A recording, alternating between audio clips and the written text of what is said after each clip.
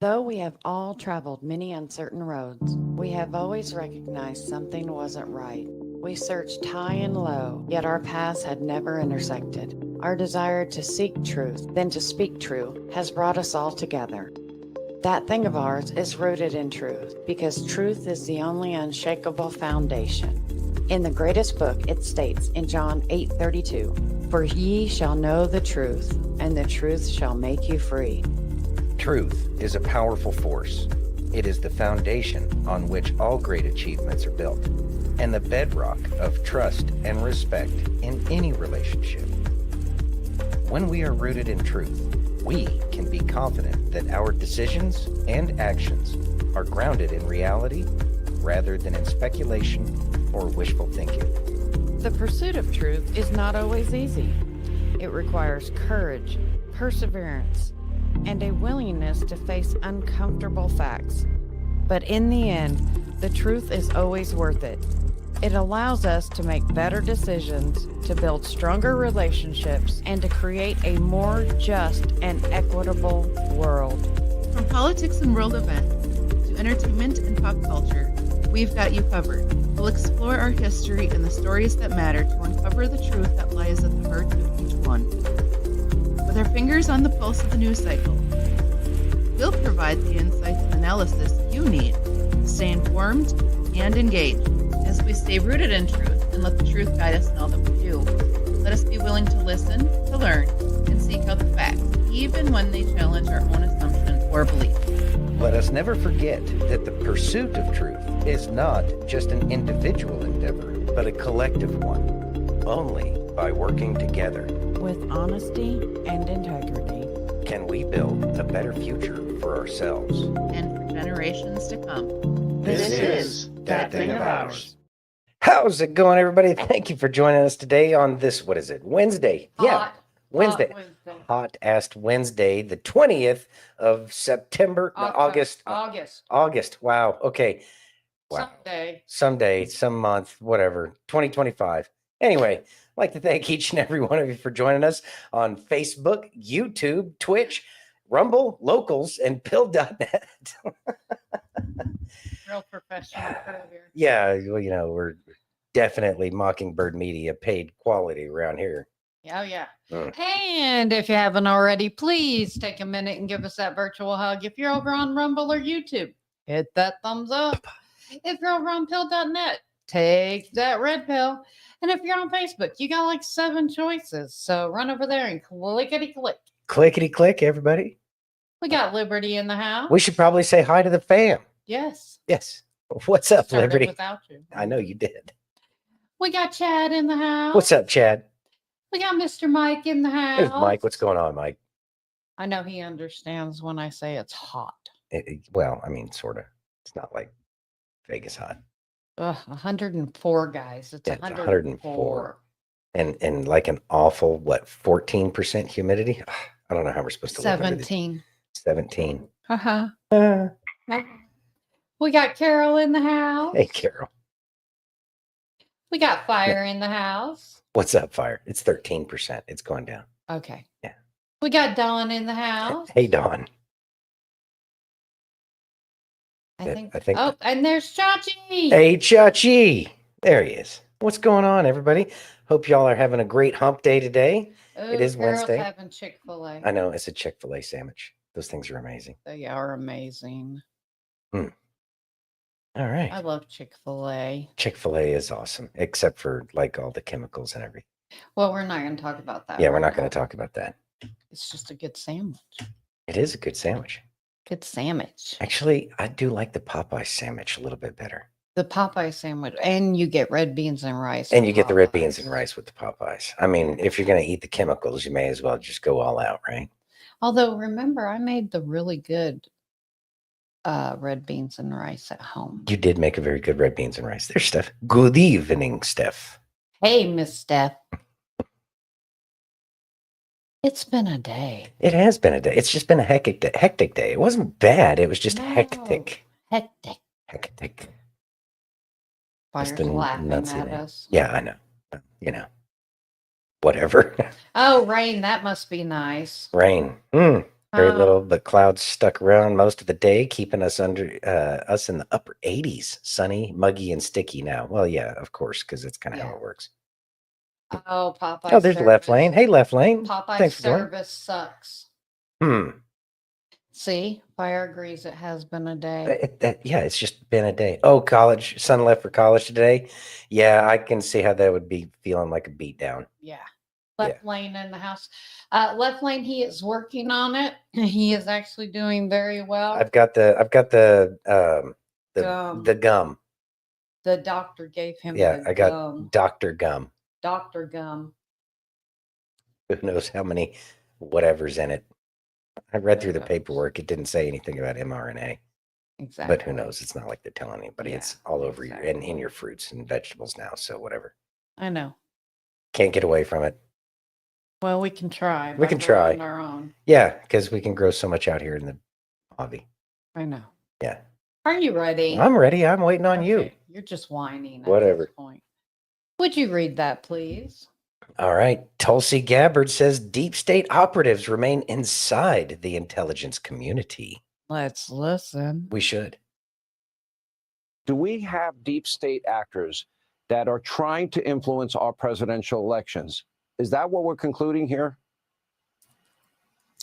Yes, we have people within the intelligence community. Again, when you look at this example of who President Obama charged with this task, John Brennan, James Clapper, James Comey at the highest levels, but also those who worked as careerists within the intelligence community who did not object to their manipulation and manufacturing of intelligence and actually helped them get there, all moving towards their partisan interests, that they were not happy with the outcome of this election, and they were willing to do whatever it took in order to try to undermine President Trump's administration during his first term in office. These are bad actors that have to be rooted out. Our national security depends on it. The ability for the American people's trust to be earned back depends on exposing the bad actors and holding them accountable. And that's what President Trump is determined to do. I want some tacos, Mike. I know it's Taco Wednesday. That works too. Yeah. Taco And any day. we is do a appreciate good it. day. We can always use prayers. I'm never going to turn those down. No, never. No, never. Never. All right. So Tulsi Gabbard weighing in on the fact that there's still some deep state actors. I have a feeling that you're going to tell me that I got the next one. Okay, so why don't we just go ahead and bring that up, which is a follow on because that was a couple of days ago, or at least yesterday. But the Daily Mail, the amazing news source that it is, writes a ridiculous article where they say Tulsi Gabbard acts as nearly half of spy agency staff in earthquake deep state shakeup. And let's see, I'm going to skip through a little bit of this here. They're going to right size it to take away from some of the corporate terms that they created for us. Mass firings is the normal way to actually the truthful way to say that.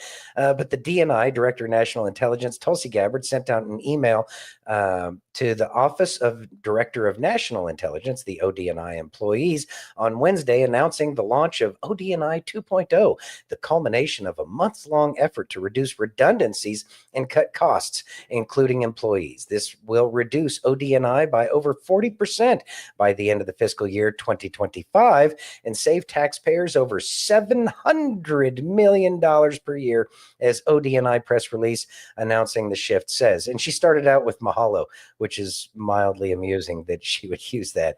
But anyways, though the exact number, and so skipping down a little bit, a lot of the bloat that came about after the attacks on 9/11, the attacks by, well, I guess the truth about that will come out eventually, from 2001. And the Office of Director of National Intelligence oversees about 18 different intelligence agencies within and throughout the government. and they follow up with, though the exact number of OD&I employees is classified, when Gabbard took over the agency, it had between 1,800 and 2,000, 1,850 to 2,000 staff members. So the sources shared, obviously people who were being let go that actually had an idea, and they're leaking, and then they're wondering why they're losing their jobs. But anyways, OD&I is now expected to have around 1,300 staffers following Wednesday's seismic shakeup. The ridiculous words that they use are kind of funny, in which case they show us that the Daily Mail doesn't understand math unless they're using new math, and I don't understand that, because to have around 1,300 staff members when you had between 1,850 and 2,000 means that it's somewhere between a 65% to 70% remaining of the staff that's there. So really no more than a third. So where they get this half thing is purely just ridiculous's that the I'm sure news. glad I don't do math like that. I'd never have a job. Right. So it's it's the press being the press and trying to make a mountain out of a molehill. And truly, if you think about it, it makes a lot of sense, because there really are very few people that have the ability to, or not have the ability, but there's very few people who are actually part of this hydra that is the deep state, or what is called the deep state. And so by getting rid of a third of it and combining different things, they talk about combining different intelligence universities, I guess is the way you would say that, which would help reduce costs. And then some of the comments, worst rated, make no mistake, this is a coup by the corrupt criminal Trump administration. Unless we take decisive action immediately, our country will be lost, is the worst rated from somebody in New York. And then the best rated, good. The bloating government must go. And that's truly where a lot of people are. Plus, until stuff happens, I feel very, very insecure in the USA right now. And I would say that that's really where a lot of people are mentally in regards to all of these kinds of shakeups. Because, hey, Chops, thanks for joining us. And then I also saw that Matt1776 is over there on Pilled. Thanks, Pilled fam. We appreciate y'all being the faithful members that y'all are over there too. There he is, Matt1776. Yeah. Anyway, so it's 700 million a year is a big chunk. Even if you have $1 trillion deficit, 700 million adds up real fast every year. So reducing that bloat in the government, and that bloat is where so much of the corruption is able to hide and play the shell game, 3-card Monty with the money. And it just makes it that much more difficult as more and more money comes out of the system as it is. So truly happy about what Tulsi Gabbard's doing over there. It's taken her a long time to get a lot of these things done, but I have a feeling that playing within the intelligence community is going to be a little bit more of a tiptoeing through the tulips kind of scenario. Got to be careful. Got to know exactly what you're doing, know who your good players and bad players are. And it's going to show more and more dividends as time goes on. So truly happy about that. Exactly. So yeah, I agree. Their math ain't math and stuff. No, their math does not math. It's in your stream or not, but did anybody hear that President Trump signed a thing for no tax on Social Security starting now? I have not heard. I have. You have heard about that? Okay. Well, that's good news then. Yeah, it is. Yeah, they use imaginary numbers. But I mean, that's what they always do, but they're selling a narrative as opposed to the truth. And that's one of the things that the press was always supposed to be. And I know that it's the Daily Mail, so it's our British friends over there on the other side of the pond. And I feel for our British fam over there on the other side of the pond, because I know that there's a lot of people that love their country, traditional British values. It's a great nation.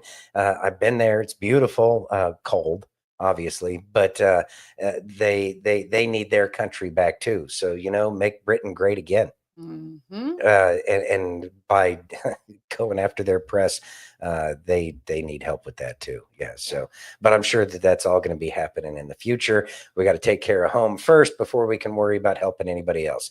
Charity begins at home, folks. Yep. You ready? Mm-hmm. How about some Kelly? Kelly is always good. Let's listen. All righty. Can I show you something in the Bible today? Something you just might have missed. You remember Mark 5, right? Where a demon asked Jesus for a favor? I know you're thinking, that's ridiculous. Jesus don't do favors for demons. But he did. Jesus actually said yes to a demon. Yeah, let that break your brain for a minute. In Mark 5, we see Jesus pulling up to the shore. And bam, this naked, chained up, completely insane dude comes walking up to Jesus out of the cemetery like he just broke out of Arkham Asylum. Make no mistake about it, this dude is possessed. Not by one demon, not by two, a whole legion. That's like thousands. And they recognize Jesus right away. And they start to beg Jesus, like literally. Hey, Jesus, we don't want no trouble with you, man. I tell you what, instead of casting us to hell, it's really not our favorite place, actually. I mean, we hear it's got horrible reviews on Yelp. How about instead just cast us into all those pigs? I mean, you don't eat bacon, right? And while you and I have every right to believe that Jesus is going to tell them, no, you're the enemy. I ain't doing nothing for you, chump. That's not what happens at all. And Jesus says yes. What? Wait, hold up. Jesus just granted the request of a demon, his enemy, adversary. Now time out. What about us? And here you are, thinking God won't even listen to your prayer because you yelled at your kids yesterday, because you haven't had quiet time since 2022, or you're just scared you've messed up one too many times. Are you kidding me? A demon made a request and Jesus honored it. Not because the demons earned it. Not because they had a solid prayer life. No. It's because Jesus had authority. And the best part is, when it comes to me and you, he also has mercy and grace and love. So let me ask you a question. If Jesus will answer the request of his enemy, someone completely against him, what's really stopping you from asking? Wait. Let me guess. Kelly, I just don't want to bother God. I'm a mess, man. Seriously? This dude was living in a graveyard, breaking chains and screaming at the moon. I know you're weird, got some issues, but even he got a divine appointment with God.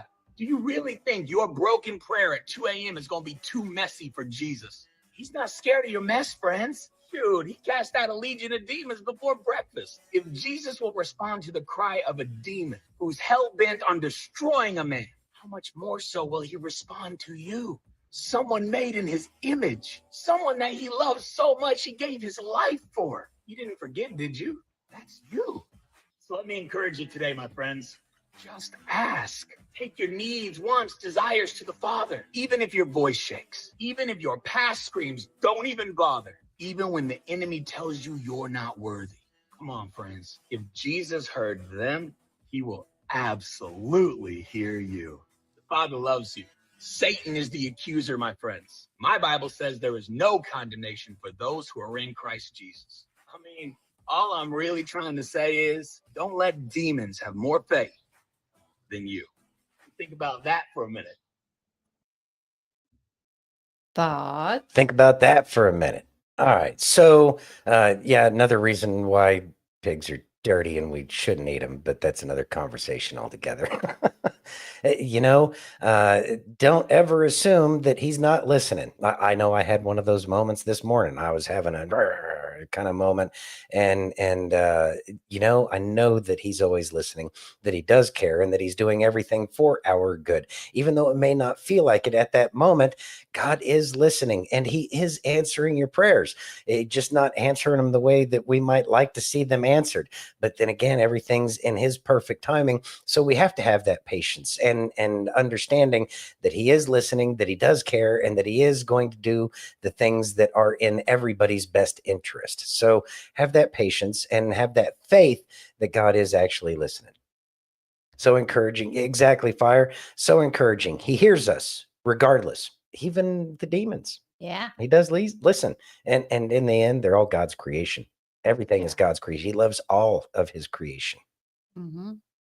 Left Lane says, how does demons couldn't have more faith than us because they've seen God? It's just a plain fact. We have to believe by faith.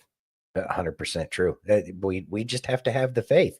But that's kind of covered, in the New Testament after Jesus returned, and he made mention of the fact that, how much more is the faith of those who have not seen. Yeah. And yet believe. Yeah, God knows what you're thinking. Yeah, I know. Thank God. Yeah. It's so much better to do prayers in my head. Yes. Although I will say them out loud. We do say them out. We do say them out loud. Are you ready? Yes. Would you read that, please? Read what? It's whole minutia print. Hold on, I gotta blow that up. I can't even. No, I can't read. Hold on, I have to blow that up so I can. Okay. Jobs.now has posted. This is what August Takala. Jobs.now has posted 3,800 plus job listings that companies, Meta, Stripe, etc., wanted to hide from Americans, and Americans have flooded them with applications. The number of Americans those companies have hired so far, 0. They're openly violating the Immigration and Nationality Act because the Justice Department is refusing to enforce it. And then here's the analysis with OANN's Riley Lewis. Let's listen. We should. Time to put American workers first, or watch the American dream get outsourced. After all, these are American companies, and they should be prioritizing the American workforce. Now, here with his analysis is Rudy Takala, an opinion contributor for The Hill. Rudy, thank you for being here, and thank you for discussing this issue. I appreciate that. Thanks for having me. So I want to get your thoughts, first of all, about the extent of this problem and the sheer volume of these visa applications, because my understanding was when the program was created, it was supposed to be temporary and it was supposed to be a last-ditch effort. But now big tech giants are using it left and right to completely overhaul their workforce. What does that tell you, Rudy? Well, to me, it looks like the bottom line is that the H-1B program is being driven by an economic and corporate elite whose motivations are principally economic, but they're putting an ideological mask on it, saying that they believe in some kind of universal right for everyone to live in America. And of course, a lot of leftists go along with that, but the motivations for the people at the top are principally economic. That's led to where we are today, which, to clarify, we don't exactly know where that is. We don't know the exact number of H-1B holders in the United States. The best estimates put it somewhere around 1 million. It could be more, but we'll go with a conservative estimate. And it's not just those. Since 2015, the spouses of H-1Bs have also had the right to work. And we likewise don't have an estimate, or we don't have the exact number of those either. The best estimates put it as high as 750,000. So we have somewhere between 1 and 2 million people working in these positions in the United States. And you might be asking, where do they come from? Well, as of last year, the top country was India. The second was China. China obviously is a totalitarian dictatorship, and India is allied. Both India and China are allied with each other, as well as Russia, South Africa, and Brazil through BRICS. These are American adversaries. So it really begs the question of how this program benefits the United States outside of a few corporate elites. Yes, it does. So to your point then, if you talk to people who work in big tech, here's one thing they will tell you. They'll say, we have to do this. We don't want to, but we have to, because there are simply jobs that we need to fill that we can't with American workers. So they make it about talent and availability. What do you make about that argument, Rudy? Do you think it's bogus and really just a cover, or do you think there might be some truth to it as well? You know how many tech workers, American tech workers, have been laid off so far in 2025? The answer is more than 80,000. We've laid off more than 80,000 Americans in the tech industry so far. And at the same time, we approved 3 times that number in H-1B workers in the same industry in 2024.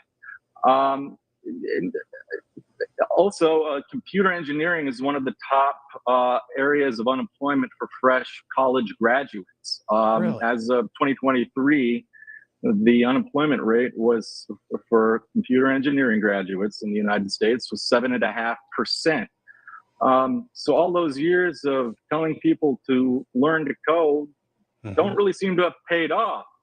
And now, who's going to pay for these American kids who can't get jobs, both now and in the future? It's their parents, it's society. So in many ways, the H-1B program amounts to a welfare program for big tech. America is paying for it. We just don't know it. Wow. Okay, so for those who want to understand the crux of it, I want to get to your point about how this is really just crushing the American dream and so many people in the working class. What do you think? Actually, here's a better question for you.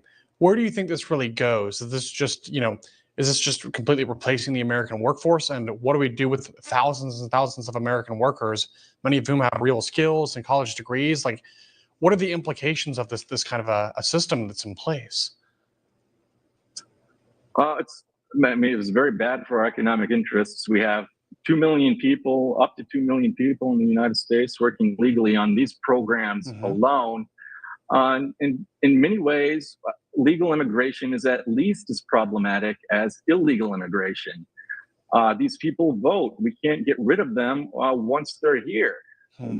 So the Trump administration has had a good focus on illegal immigration, but it should turn its attention to legal immigration as well. And there are a couple of ways it could do that. And DHS, the Department of Homeland Security, could end these visa programs if it chose to do so. And the Justice Department could go after the employers who claim they can't hire Americans. And by the way, those employers include National Public Radio, of all places. Who would know that journalists are apparently something that we can't find Americans to work in that industry. The last thing I would add is that while the government hasn't been taking action, we see people taking more of an interest in this at the grassroots level. There is a group of tech people, anonymous tech people, who've created a website called jobs.now, and they have a corresponding Twitter account, jobsnowpr, which is interesting to look at because they post jobs that these companies are required to post for Americans to find, but they try to hide them. So when Americans apply for these jobs, it gums up the process for these companies, so they have to do more work before they can hire somebody from abroad. And they tell me they posted 3,800 jobs so far, and of that number, do you know how many Americans have been hired? The answer is, as far as we know, none, which seems like legally problematic. Okay, look, I appreciate you highlighting this issue very much. It is so underreported and underdiscussed, but so vastly important. So I want to say thank you for your time today, Rudy. I really appreciate it. Thank you, Riley. Thoughts? All right, so bringing the real information out there. So what I was finding out about this is they have to post these jobs in the newspaper. That's part of one of the holdovers from when this program was originally created, before the billionaires decided to use this as a way to get more rich by bringing people in from foreign countries who will take significantly less pay than Americans. And these employers are there was one based off of the sources where they actually said that one of the managers is going to go through each and every one and find a reason to boot the Americans so they can hire somebody for significantly less from overseas. That's how these companies are. And you know what? The more Americans apply for these jobs that they're trying to slip under the radar, trying to get foreigners to come over here and steal our jobs, steal yours and all of our jobs. These things we need to play the game better than they do. They learned how to play the game.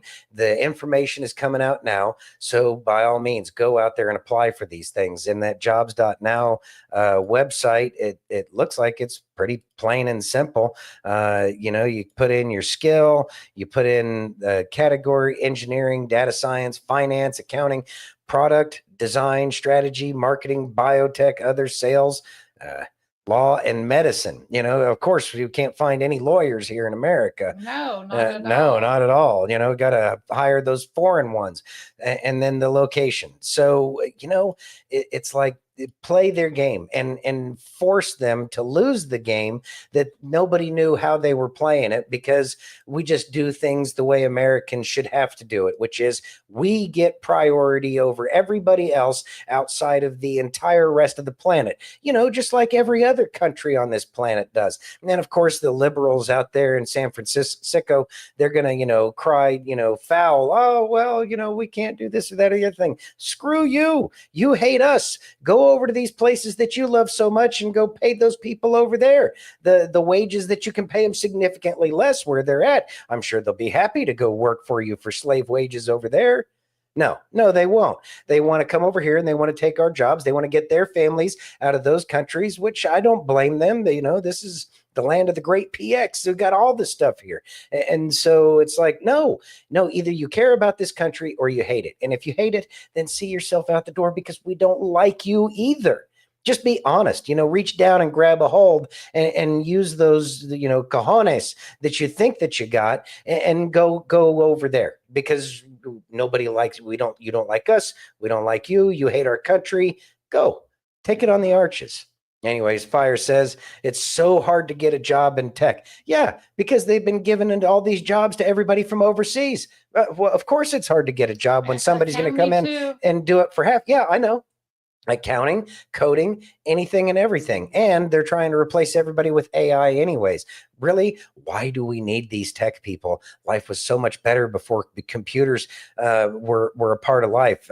I'm pretty sure that most of the people here understand press hard 3 copies. Because you got to go through all those carbon sheets in between, make sure that your inputs from your pen actually went through on all the paper. And there was a lot less paper wastage back then too. Computers have really made things significantly worse. Really what we need is a much healthier relationship with computers than we have, because we have given up our own thought processes to the computers that they're trying to replace us with. I don't know, the Borg, Star Trek, all that other stuff, whatever. Exactly. Are you ready? Yeah. Would you read that, please? After train derailment in East Palestine, the EPA worked to discredit scientists who tested the soil and the air. Huh.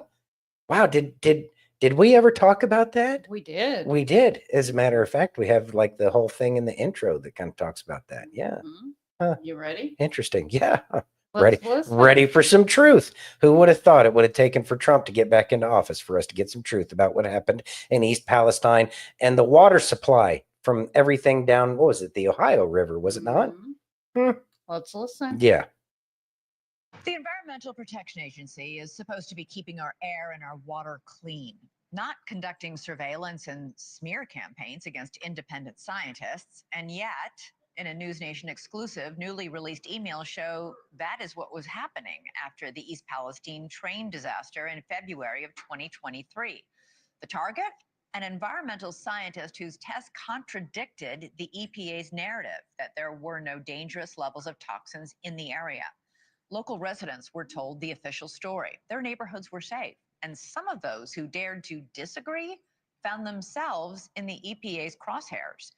This is just the latest example of EPA issues in East Palestine, and News Nation has stayed on top of the story. Just last month, we showed you how a report found the agency in Norfolk Southern manipulated soil testing data following the disaster. News Nation investigative correspondent Rich McHugh has the latest for us. That drone just came over us now, didn't it? Yep. When environmental scientist Scott Smith began testing for toxins in East Palestine, drones were monitoring his movements. Someone was watching. Because months after the open burn of vinyl chloride and after the EPA told residents it was safe to come home, his test results showed exactly the opposite. Smith found extremely elevated levels of dioxins in the soil in East Palestine. In the spring of 2023, after we reported Smith's findings, and former EPA Administrator Judith Enck said the EPA should pay attention to Smith's test results. his work should encourage the U.S. Environmental Protection Agency now to go and grab some other filters and do similar testing and analysis. But that's not what happened. Instead, EPA emails show the agency began collecting Smith's personal information, tracking his movements, distributing his whereabouts to more than 50 EPA employees. They even circulated photos of his dog. It's troubling because this is a matter of Evil bastards. transparency and truth and protecting public health. What the EPA seems to have done here in East Palestine is they were more interested in controlling the narrative and controlling what was going out to the community, from the community and back to the community. They were definitely controlling the narrative of nothing to see here, no long-term health impact. Smith continued to test on over 30 trips to East Palestine. RFK Jr. met with him in East Palestine and called him an extraordinary advocate for the people. Smith says taxpayer dollars should be spent on testing, not surveilling him. They don't want to look for the full spectrum of chemicals that I look for. And instead of sitting down with me and having a dialogue for the benefit of the community, they launched this, smear and campaign and undermining it. It's, it's pretty clear in their own words. They're clearly not serving the community they're supposed to protect. And it's not just East Palestine, Rich. It's a systemic thing. The emails show the EPA was also tracking residents too, outspoken voices in the community like Jamie Wallace. She was included in some of the agency's weekly social listening reports. They tried to control this narrative and act like none of us had any long-term health risks, and we're not stupid. We see it. We feel it. The EPA said in a statement, "We are very concerned by claims that have come to light over the past few months. The Trump administration is committed to maximum transparency, and as such, we intend to conduct a thorough review of decisions." This is the beginning of that in the transparency. aftermath of the train derailment. We will work to ensure the health and safety of the people of East Palestine. Wallace says that's not good enough. She has a message for the current administration. I say it's never too late to try to right a wrong. We know, everyone knows. The EPA knows, the government knows, the U.S. citizens know that we got screwed. From the beginning, there were mistakes made, there were flaws, but you just don't continue to cover those up and forget about a whole community that's now gone from symptoms to long-term illnesses. What you do is you try to make that right. In speaking with residents and with Smith, they say this ultimately proves what they knew all along. Now they say they want solutions and that it's time for a congressional investigation. Elizabeth? All right, Rich McHugh, thanks so much. Thoughts? All right. What a surprise that things were corrupt. And the EPA's been getting spanked a little bit lately. Yo, F. Clint, what's going on? Thanks for joining, brother. So yeah, not a surprise that the EPA's been getting spanked because of this East Palestine, or Palestine, I guess is the way they say it over there. I stand with East Palestine still.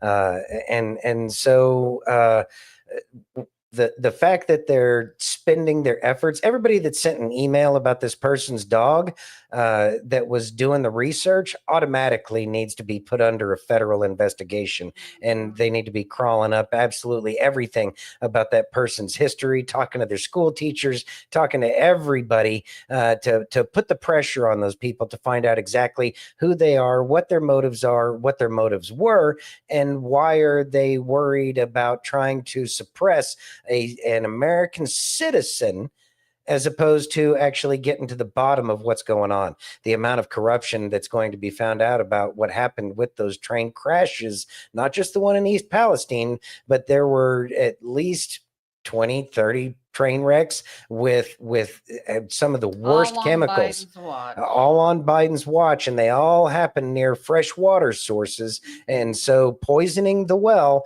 and when you're poisoning the well, it needs to be taken more seriously than anything else, because water is an absolute necessity for life.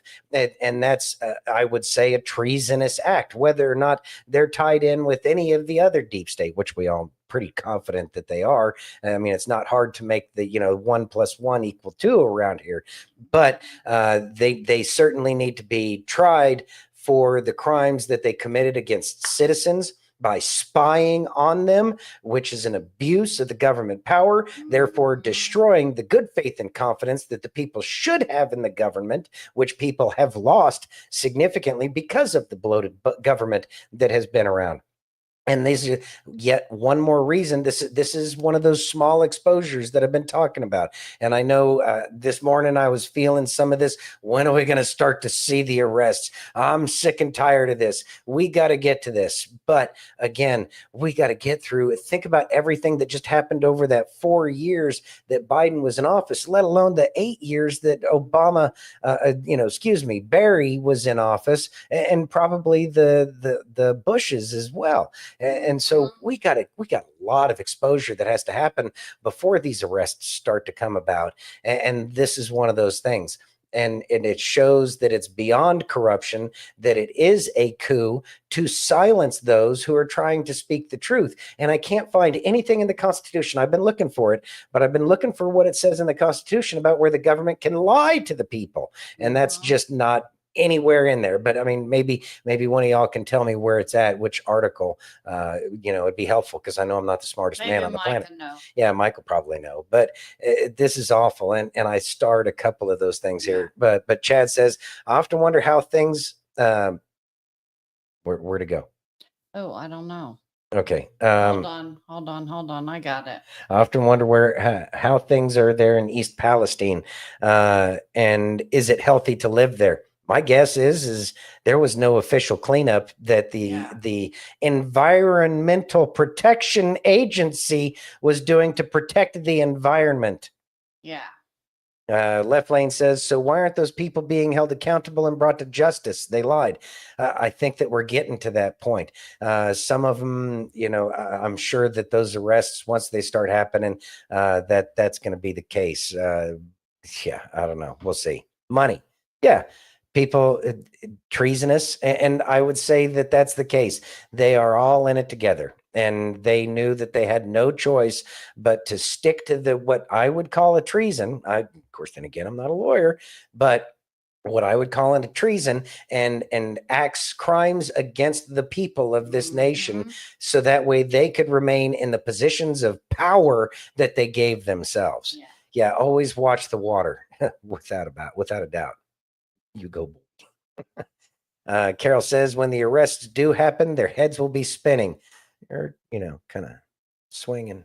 Yeah. Yeah. Well, the whole thing with the train crashes and poisoning the well really upsets me, because that's generational problems. There's still problems with the Exxon Valdez. I know. And how many kids actually know what the hell the Exxon Valdez is? They don't. Probably not. I don't think they teach that in school. It was such a minor event. Yes. Why would teach anybody that? Yeah, why would anybody need to know about so little. the giant oil spill? No, I think the last time anybody heard about it was when the BP thing blew up out in the Gulf. Yeah. Back when it was called the Gulf of Mexico. Anyways, Chachi says those arrests might have already happened, all dealt with. What we might be seeing now is a rerun. And see, I agree with you there, Chachi. They're not. I think that those people have already been arrested, and this might be that rerun. But if nothing else, maybe they've just been watching these people and seeing what they're doing, who they're communicating with, so that way they can root out every little tiny aspect of everybody that they talk to, so that way there is nothing left behind of the criminal conspiracy against the people of the United States. Welcome back, Mike. He didn't have a phone call. He was eating his tacos. Had a call with the tacos. Yes. Just rubbing it in. There you go. Good old taco. Yeah, Chad, I agree. Generational problems is what upsets me as well. It's just it's the generational problems.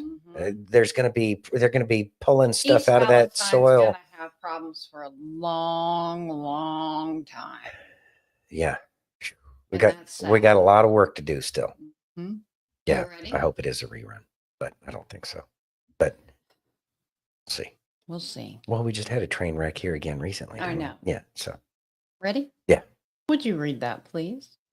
certainly. Jeffrey Mead says there is nothing in America a white person can do because they're white. Let's listen. Our ancestors wasn't asking for handouts. They were asking for equal opportunity. And we have equal opportunity in this country. We had a black president, just in case you didn't know. We had a black president and we had a black vice president. I mean, I think she was black. They said she was black. I don't know. So we had like he said, our ancestors were not asking for handouts. They were asking for equal opportunity, and we have it. And it's a beautiful thing. But many of us still choose to live in the past, focus on the past, and complain more about racism and the white man in history than actually taking advantage of the opportunities that are right in front of our faces. I would be embarrassed to be in 2025 still primarily complaining about history and the white man. That is lame. Like he said, we quite literally have had a black president. Barack Obama never would have been president if white people did not vote him into office. More than 50% of his voters in both elections were white people. I think our ancestors will be rolling over in their graves, looking at all the opportunity we have and how much we complain and whine about. It's pathetic. There's no place in the world with more opportunity than the United States of America. I don't care what skin color you are. Black Americans as a whole spend too much time talking about racism, the white man, and the past, and not enough time talking about personal decisions and accountability. Why are a bunch of children being born into single-father homes? Decision-making, personal accountability from both parents. Your life is nothing more than an accumulation of the decisions that you've made up until this point. So if you stack poor decision on top of poor decision on top of poor decision, what are you going to get? A poor result.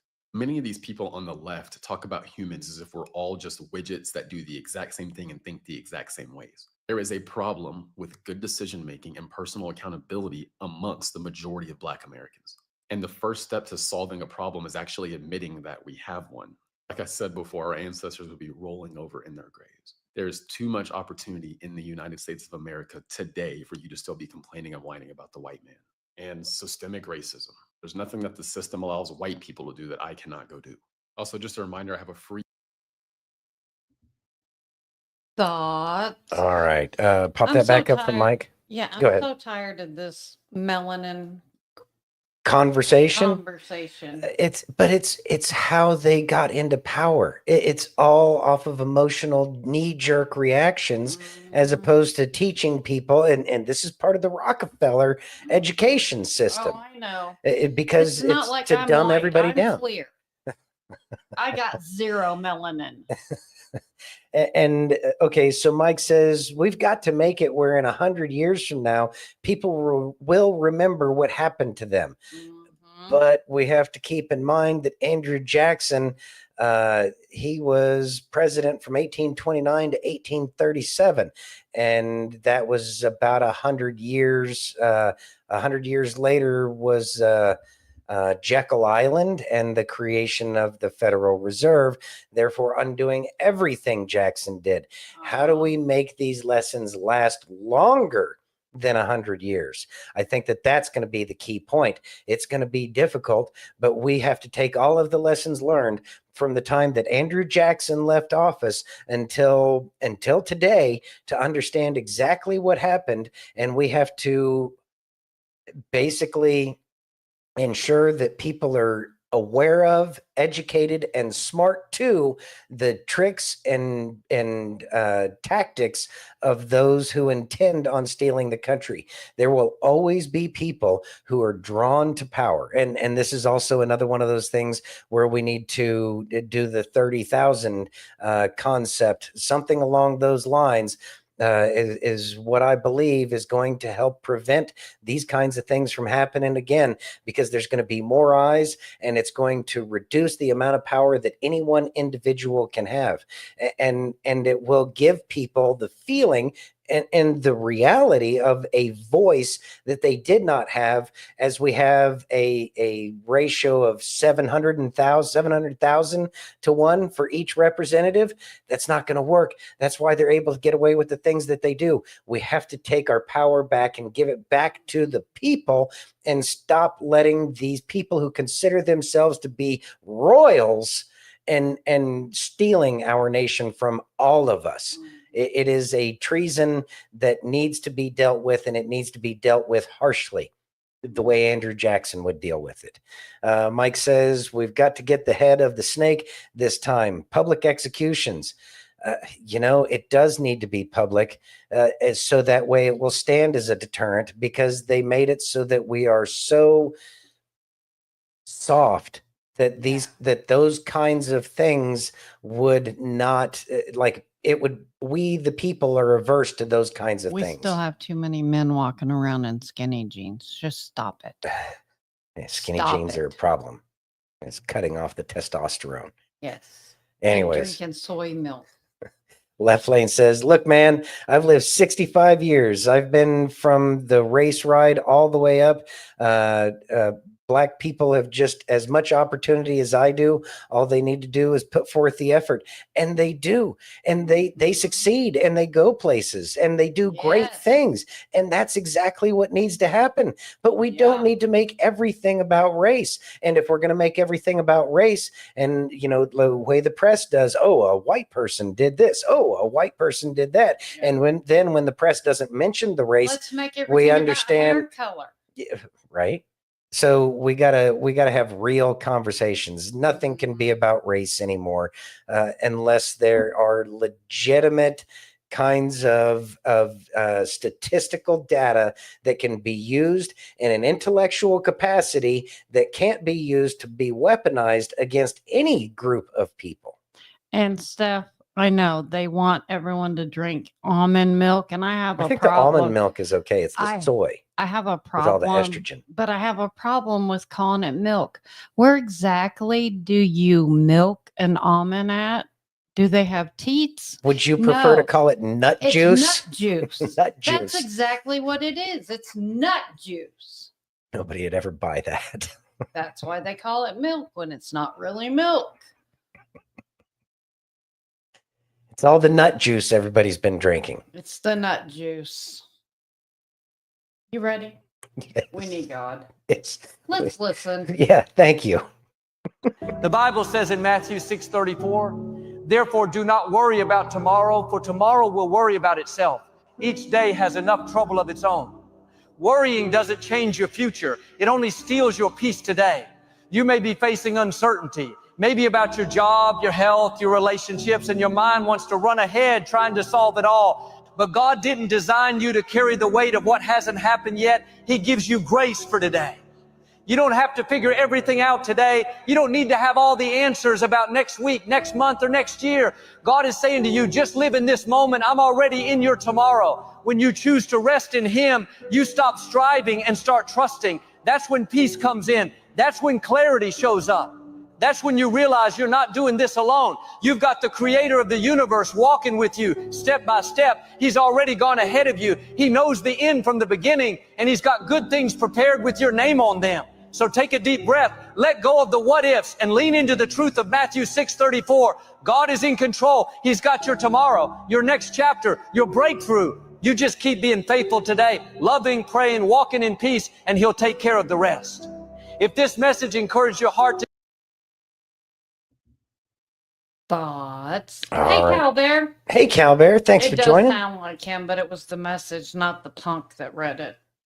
Sound like what? I missed that because I was pulling something up. Joel Osteen. Oh, well, this AI voices, they make it sound like all sorts of people anymore. So Matthew chapter 6, verse 34, therefore do not worry about tomorrow, for tomorrow will worry about itself. Each day has enough trouble of its own. Boy, ain't that the truth.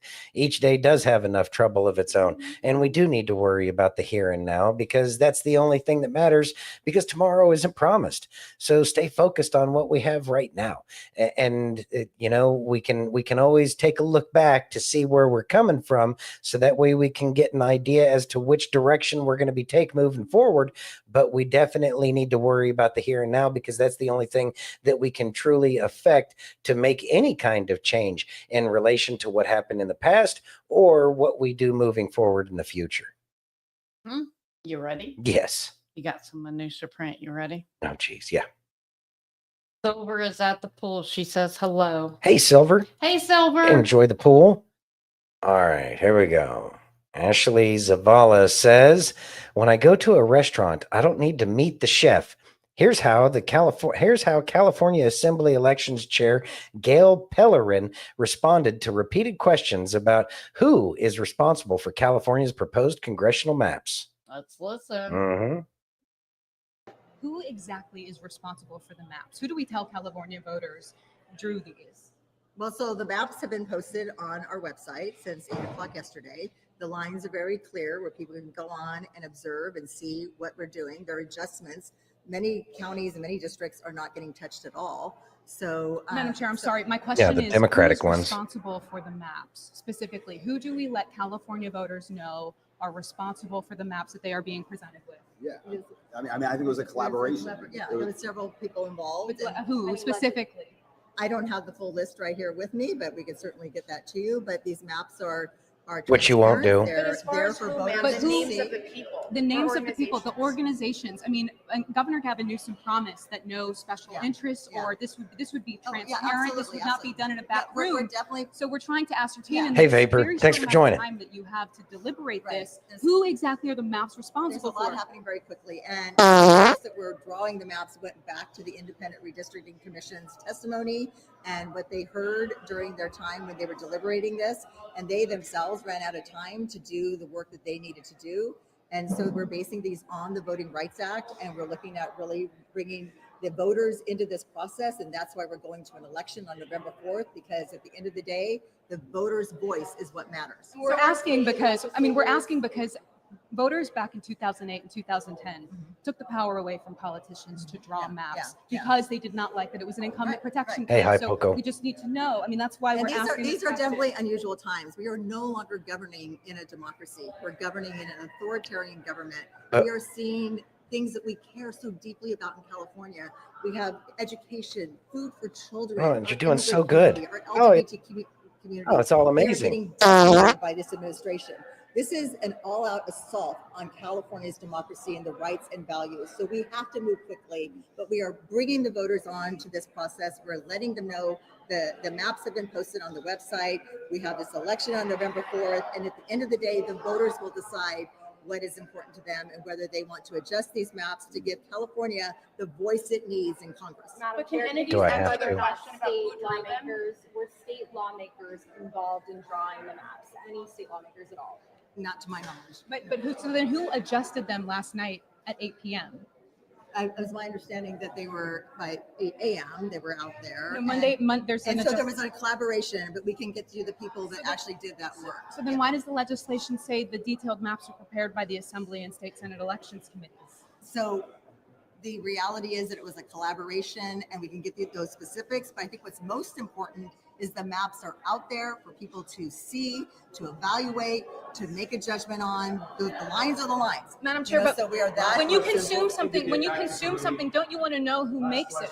When you are presented with something, don't you want to know where it's coming from? Don't voters deserve When to I know go to a that? restaurant, I don't need to meet the chef. I just enjoy the food.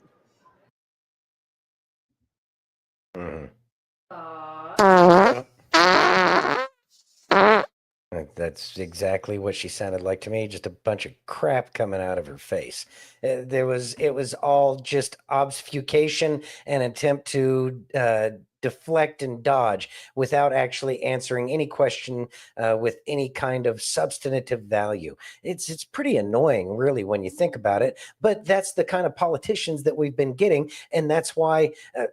The fact that anybody in California says that their education system is good, that they're dealing with the homeless, that the streets are getting better, that crime is lower, just look at what you've done. And you mean to tell me that you think that you're doing a great job? What exactly kind of a great job are you working toward? What is it great? To what end is it great? And to say that you don't care who the chef is? Yeah, nobody cares who the chef is at McDonald's or Taco Bell. But if you're going to go to some kind of a fancy fancy restaurant for $150 a plate for a starter where they don't even put cents on there, or if you have to ask, you can't afford to eat there kind of place, which I know she knows about in LA because, well, that's pretty much everything that's in LA anymore. I'm going to say that you're going to want to know if it's going to be Hell's Kitchen dude. What's his name? Gordon Ramsay or Guy Fieri or there's tons of Giada. Name somebody that a chef that you would actually spend that kind of money to go see. A Michelin starred chef. Is the chef actually going to cook it, or is it one of his minions? I want to know. If I'm paying for a Michelin star food, I want to make sure that the Michelin starred chef is going to be there. So it's really not a good equivalency that she's using. But then again, she has no use of logic or reason. It's only about trying to do smoke mirrors and deflecting and dodging. You know, it's like a game of dodgeball. You know, if you can dodge a wrench, you can dodge a ball kind of thing. And that's exactly what she's been doing. And that's not the skill that we need out of our politicians. I look forward to accountability happening with our government as we move forward, because accountability is going to be the only thing that's going to make all of our lives better.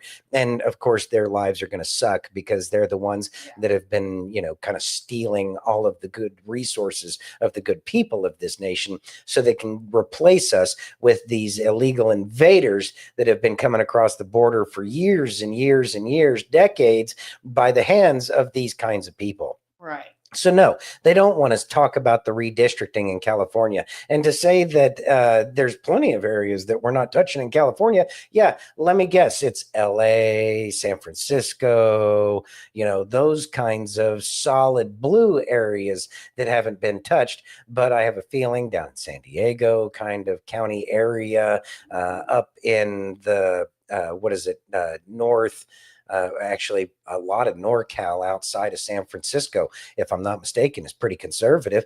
And those are the places that they're going to be gerrymandering to high heaven.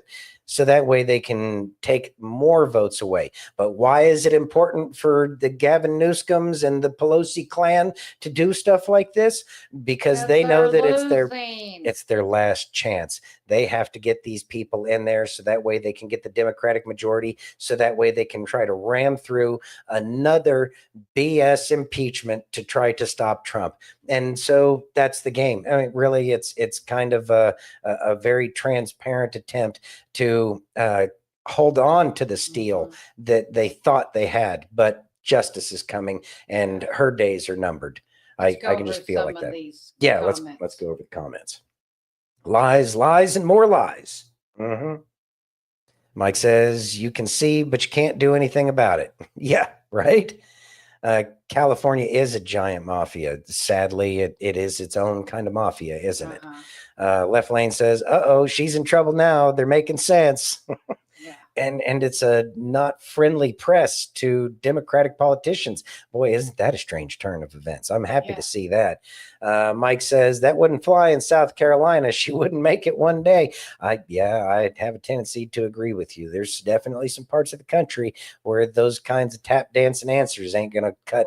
They ain't gonna cut the mustard. We're going to talk about this in a little bit. Chad says at CalBear, just give illegals a CDL license. Yeah, we're going to talk about that, is what Kay's saying. So he can move to Florida and make an illegal U-turn and unalive people. Yeah, sadly, that's exactly what's been happening. And we're going to get a little bit deeper into that whole truck driver making a U-turn on an interstate kind of madness here in a little bit. Left Lane says, I'll tell you what, they wouldn't fly in Tennessee either. Yeah, right? And then Steph says, what is up with Governor Kemp sending National Guard from Georgia? Although he is on his last leg, he can't run again. He's up to stinky little bastard. Yeah, you have the next one. I got the next one. Let's see. What is it? This locals. Oh, yeah. Speaking of California, locals weigh in on the rising cost of vegetables. All right, here we go. Back with a consumer alert. Vegetable prices could be on the rise. News Channel reporter Mina Wahab explains the possible reasons for the spike in prices.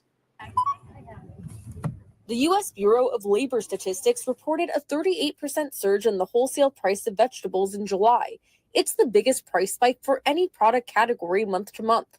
Economists say tariffs, weather, and supply chain issues could be to blame for the rising cost of vegetables. But it remains to be seen if this is the beginning of a long-term trend that will translate to significantly higher prices at the store.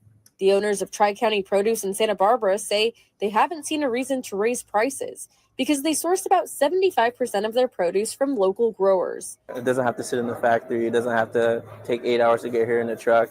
We drive 10 minutes and we pick it up. It's pretty simple.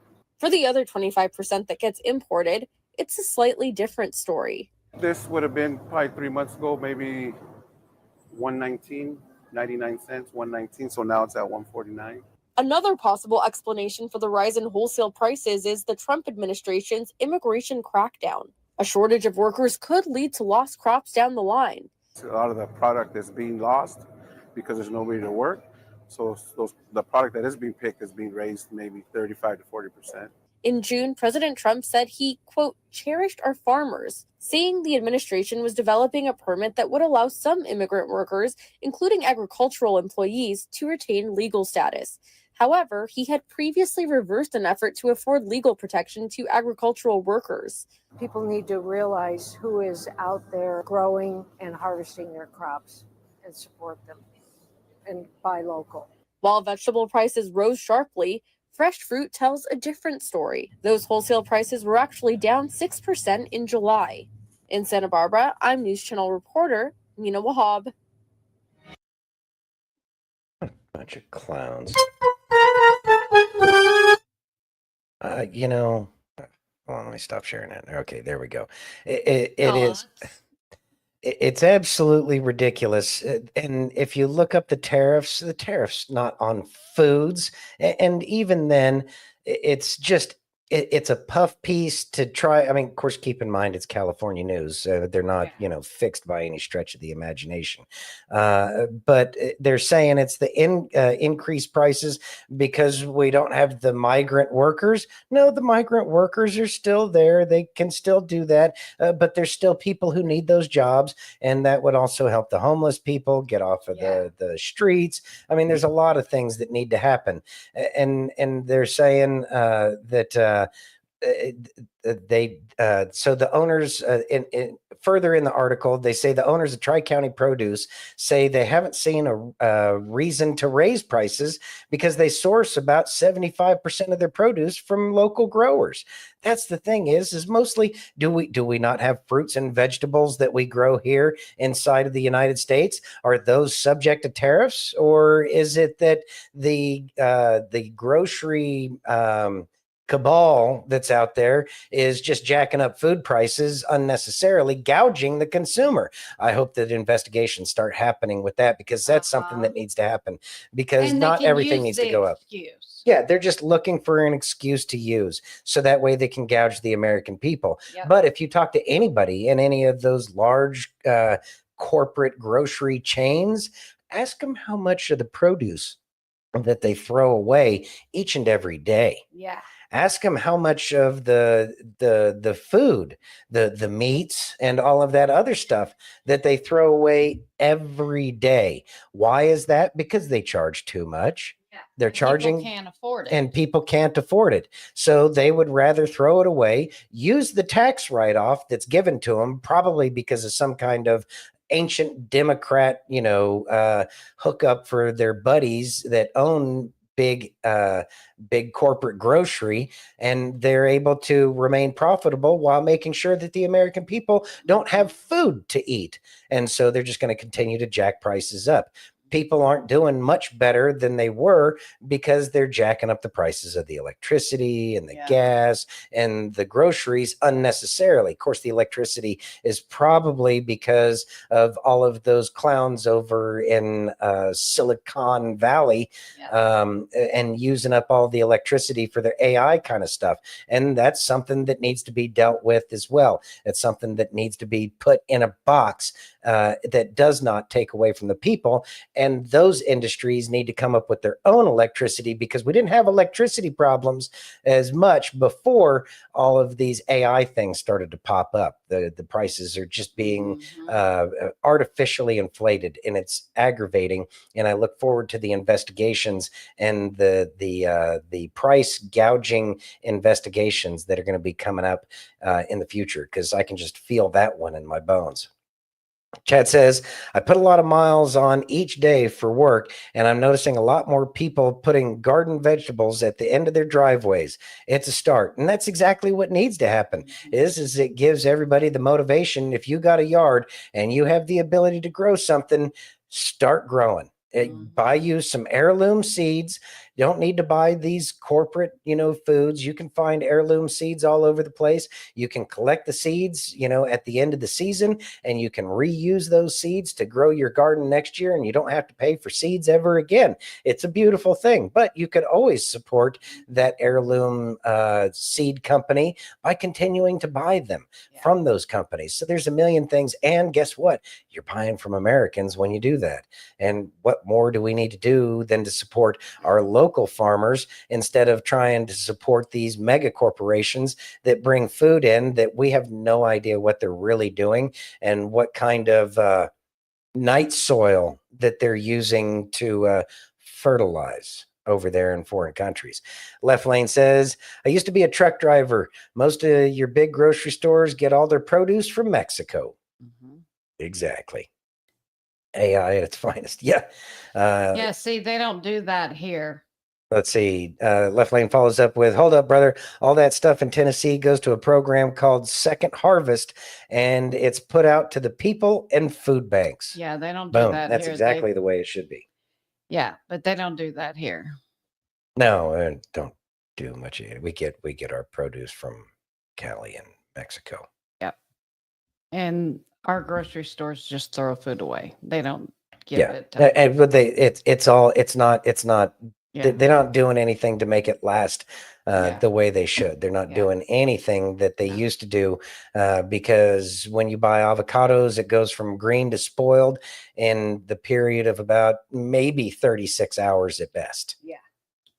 You ready? So they're doing weird stuff with all of the produce. Yeah. But I also think they're nuking it so that way they can take out all the nutritional value, et cetera, et cetera. Ready? Yep. Would you read that, please?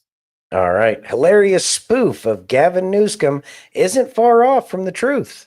Let's listen. Mm-hmm. Donald, I demand you stop cleaning up Washington, D.C. right now. If you end the homelessness and crime, everyone will know I could have easily done that in California. How am I supposed to run for president in 2028 if everyone knows I never do anything? Gavin, I had to clean up D.C. It's like a third world country here. How dare you, Donald? What you're doing is somehow homophobic and fascist. Instead of wasting my time, why don't you fix those problems in California? You know damn well if I did that, I'd have nothing to campaign on every 4 years. Okay, then why don't you at least rebuild the Palisades then? It's been 8 months since the LA fires burned it down. I would if I had the money. Well, what happened to the money we gave you? It's in my pocket right now, and I don't have time to get it out. Gavin, take the money we sent you out of your pocket and use it to rebuild the Palisades. You know what? You're being unreasonable. Screw you! Is everything all right, Gavin? No, the president's making me look bad. I'm so upset right now, I don't feel like fixing California for at least another 4 years. I know what you mean, Gavin. I've been mayor of Los Angeles for 3 years and still don't feel like doing anything. Oh my God. I think my fancy wine glasses were delivered. They were a bit expensive, but money hasn't been an issue since I got those fire recovery funds. What the hell is this? Oh, he's done it now. Are you seriously going to run for a third term? I think so, Gavin. Who knows? I may even run for a fourth term. That's it. I'm running against you in 2028. I'm going to pretend there's nothing wrong with California, harder than I've ever pretended before. Thoughts? And it seems about right. I don't know. It's that kind of, I mean, if President Trump were to give Gavin Newsom a call and they were to actually have an honest conversation, I'm pretty sure that that's what it would go like. I just don't see how it could be much different than that. It's just pure corruption. And they're not even really trying to hide that corruption anymore. Yeah, nailed it. Yeah, nailed it. Ready? Mm-hmm. How about some Justin? Justin's good. Let's listen. All right. Many of you have gone through a painful divorce or even lost a spouse. And I want to talk about something that's often not spoken. But when you go through your healing journey and your healing process, no matter what it looked like, whether you isolated yourself, drew closer to God, and went through a healing journey, or even went to counseling, either way, there's still going to be parts of you fragmented.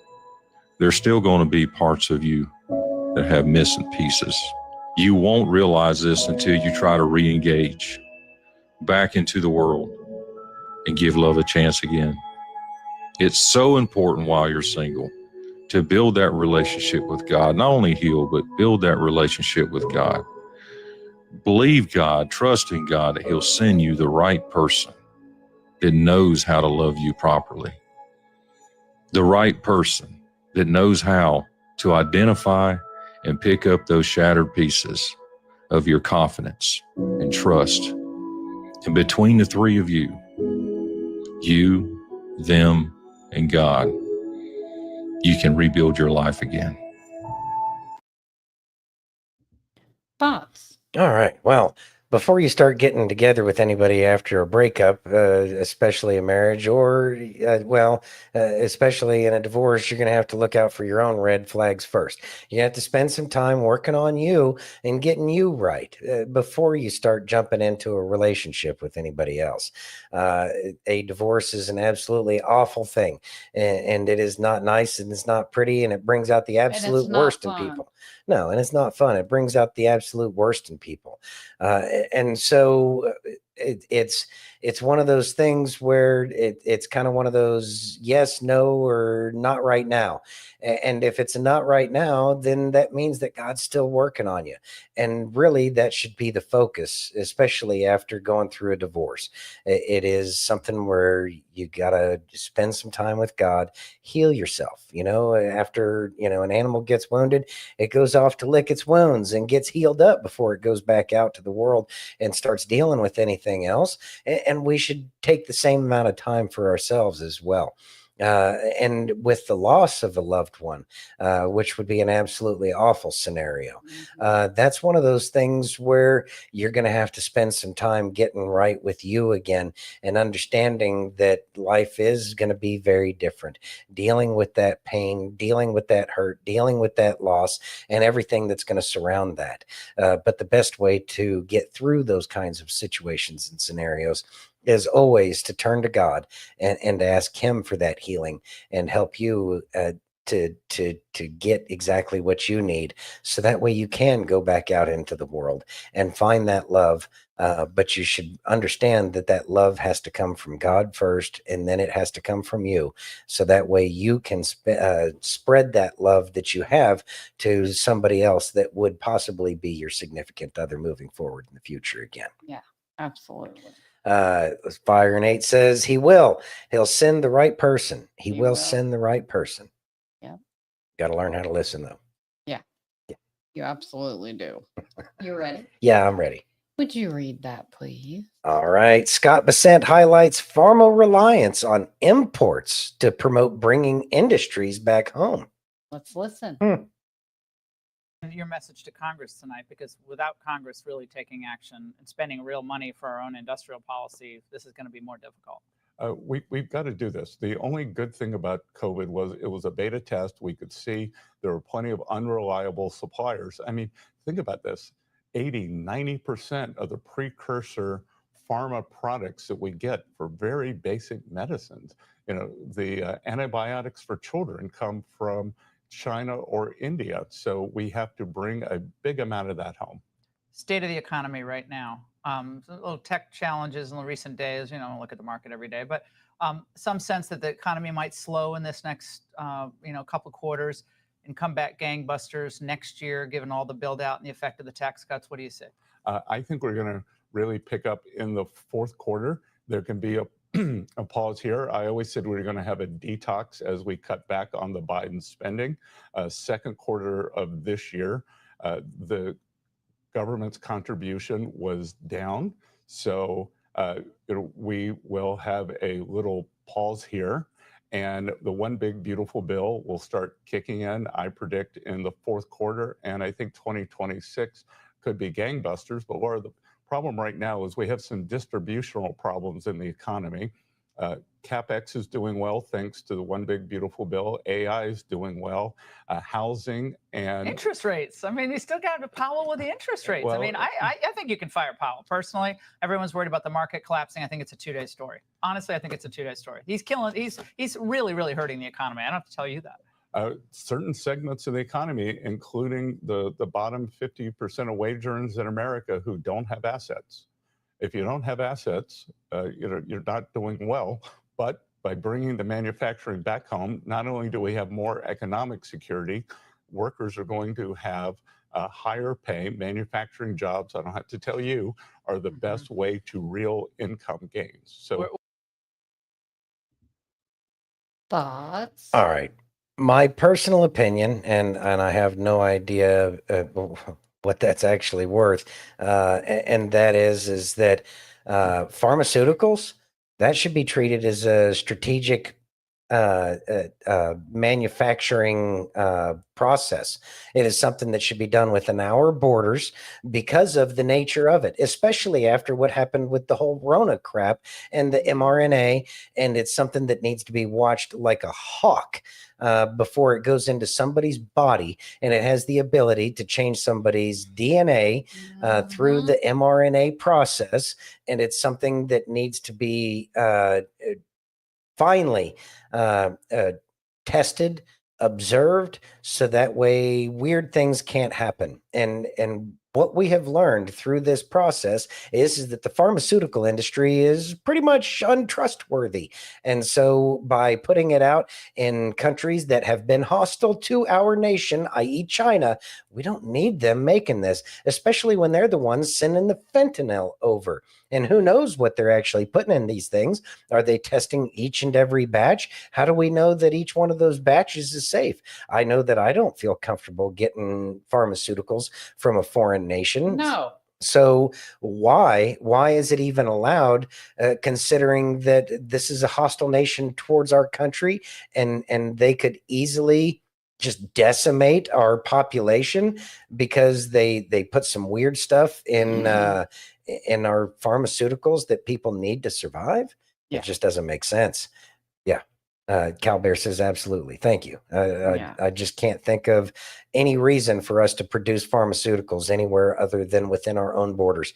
Do we not have that capability? I'm sure we do. Yeah.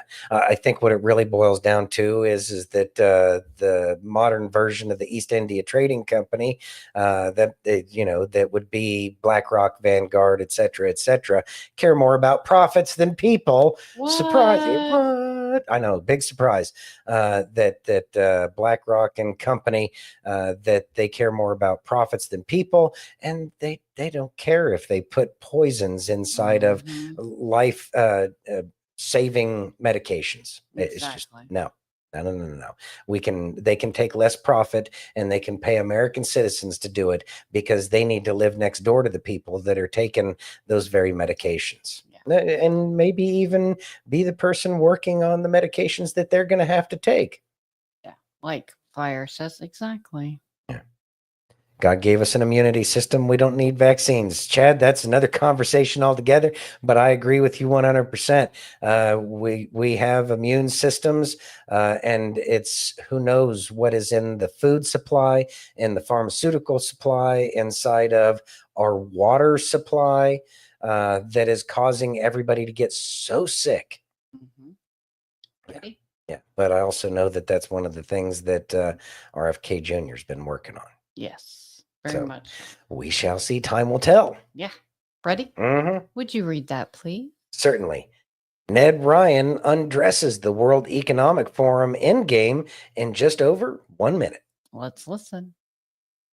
Joining me now is Ned Ryun, American CEO. Ned, great to see you tonight. It seems that the goal of this crowd is to kind of create the same panic about climate change that they successfully created around COVID. Do I have this wrong?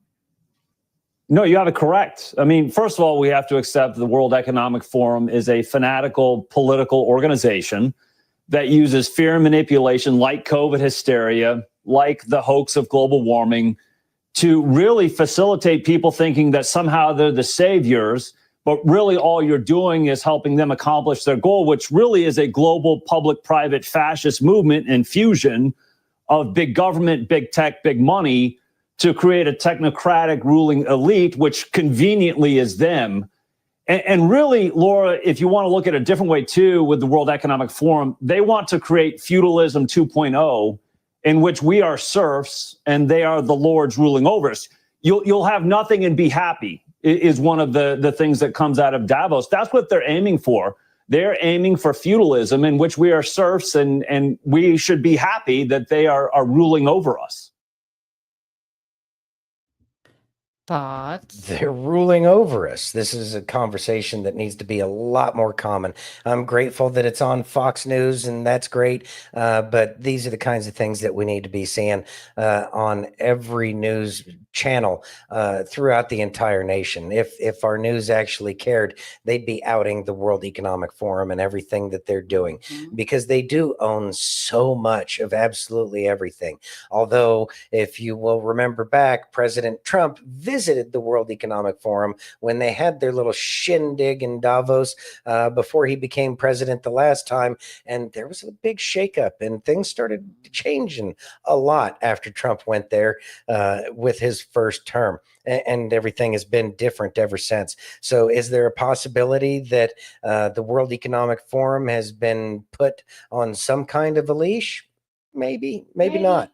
I don't know. But I will say that we need to start doing things to divest our personal lives from everything that they do. And that means that if it's a publicly traded company that you are visiting, it was kind of like, what's the stupid jeans thing? American Eagle.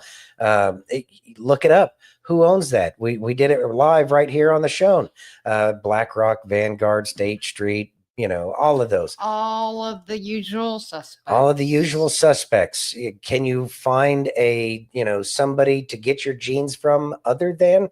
It's going to be difficult unless you go to, but there's one out of Oklahoma, Roundhouse, American owned, made in Oklahoma, solid genes. They've been making them for over 100 years, if I'm not mistaken. And you can buy those and they will last, and they don't fit like garbage like so many of the others. What? And you're supporting Americans in Oklahoma, like the heartland. So, it's about trying to find alternatives. You may pay a little bit more, but you're going to get a much better product. And that's how we take the power back from the World Economic Forum, is start looking at the companies that you buy your products from. That's where the real difference begins. And if they don't have the money, they can't use our money to destroy our lives. It's really that simple. All right. Mike says everything the government tells you is a lie. Yeah, I think that was brought up earlier, and that's 100% correct. They've destroyed the good faith and confidence that the government is supposed to have for the people. But that's, I think, something that hopefully President Trump is actually cleaning up. But it's looking a little bit more like that each and every day. But when we start to see some of these paid politicians that have been bought and paid for, I'm going to say that as they start to get perp walked, that we're going to have fewer problems. Let's see. C-Strike Chad says, make chicken of the woods great again. Chicken of the woods. I don't know. I know what that is. I've heard it before. I'm going to be embarrassed when I hear it. Anyways, F. Clan says they make bibs too. Yes, they do, F. Clan. I'm glad you brought that up. As a matter of fact, I'm just going to go ahead and look them up. Let's see. Roundhouse jeans. Let's see. I'm not going to make them pay for the advertisement. 120 years. Okay, here we go. Let's do it, Calbear said. It's legal for the government to lie now. Yeah, thanks, Barry. Making America crappy. Roundhouse jeans. Let me get this link so I can put this in the little chat there. Thank you for your patience. Where did it go? All right, there we go. Roundhouse. All right, and they really do. They got the videos. It's only been opened by a couple of families. Mushrooms. Okay, there you go. So it's made with much more sturdy denim, and they will probably last for longer than you, longer than any of us. And when you buy that, you're actually getting what you paid for, and they actually look like they fit. And those are the kinds of things that we need to start doing because they ain't owned by BlackRock and Vanguard. Yeah. There we go. round-house.com. There you go. You ready? Unpaid, not even an advertisement, just unpaid. Please go support Americans. Yeah. If you're in the market for jeans. Yep. You ready? Mm-hmm. Would you read that, please? Why would anyone listen to the World Health Organization about what's healthy? Let's listen. That's a great question. Yeah, I know. The WHO director calling for a radical overhaul of global economy and agriculture. Ghebreyesus is calling for a move away from meat-based diets towards plant-based ones, highlighting significant health and environmental benefits. What is more dangerous, climate change or the proposed solutions to climate change? Currently, the proposed solutions to climate change. Look, there's no way they can possibly grasp the ramifications or the full impact of their proposed agricultural shift. There's just no way they have enough information to know how that would all work together and what that means. While the call for better healthcare has merit, this mostly appears to be the WHO pushing the UN's Agenda 2030, trying to convince people that if we don't follow their rules, humanity won't survive. We spent a couple years with the predominant focus was world health. Screw the economy. Our health throughout this pandemic is the top value. Everybody's health got worse. Everybody's mental health and physical health. So it's that simple. Within your realm of things that you should have expertise on, you made it worse. So why would we extend that out to now agricultural practices and economic practice? It makes no sense at all. It's very similar to like we were talking about earlier with the liberals and how they're managing homelessness. Well, you got the money, but you're the one that created the problem and it's getting a lot worse under your control. So you don't get to do this anymore. Why are we... You all right over there? All right. Why are we listening to any international organization? If I'm not mistaken, I think President Trump cut the funding over there. I agree. The World Health Organization is pure darkness. Tedros belongs in Gitmo. What about the island of make the island of Elba great again? Worked for Napoleon. Stuff them all out there in the middle of the Atlantic, the South Atlantic. Screw those people. We don't want them around. Again, make them live. Just make them live with one TV that they all get to watch how great the world's doing without their presence. Chat says, can't wait till people wake up.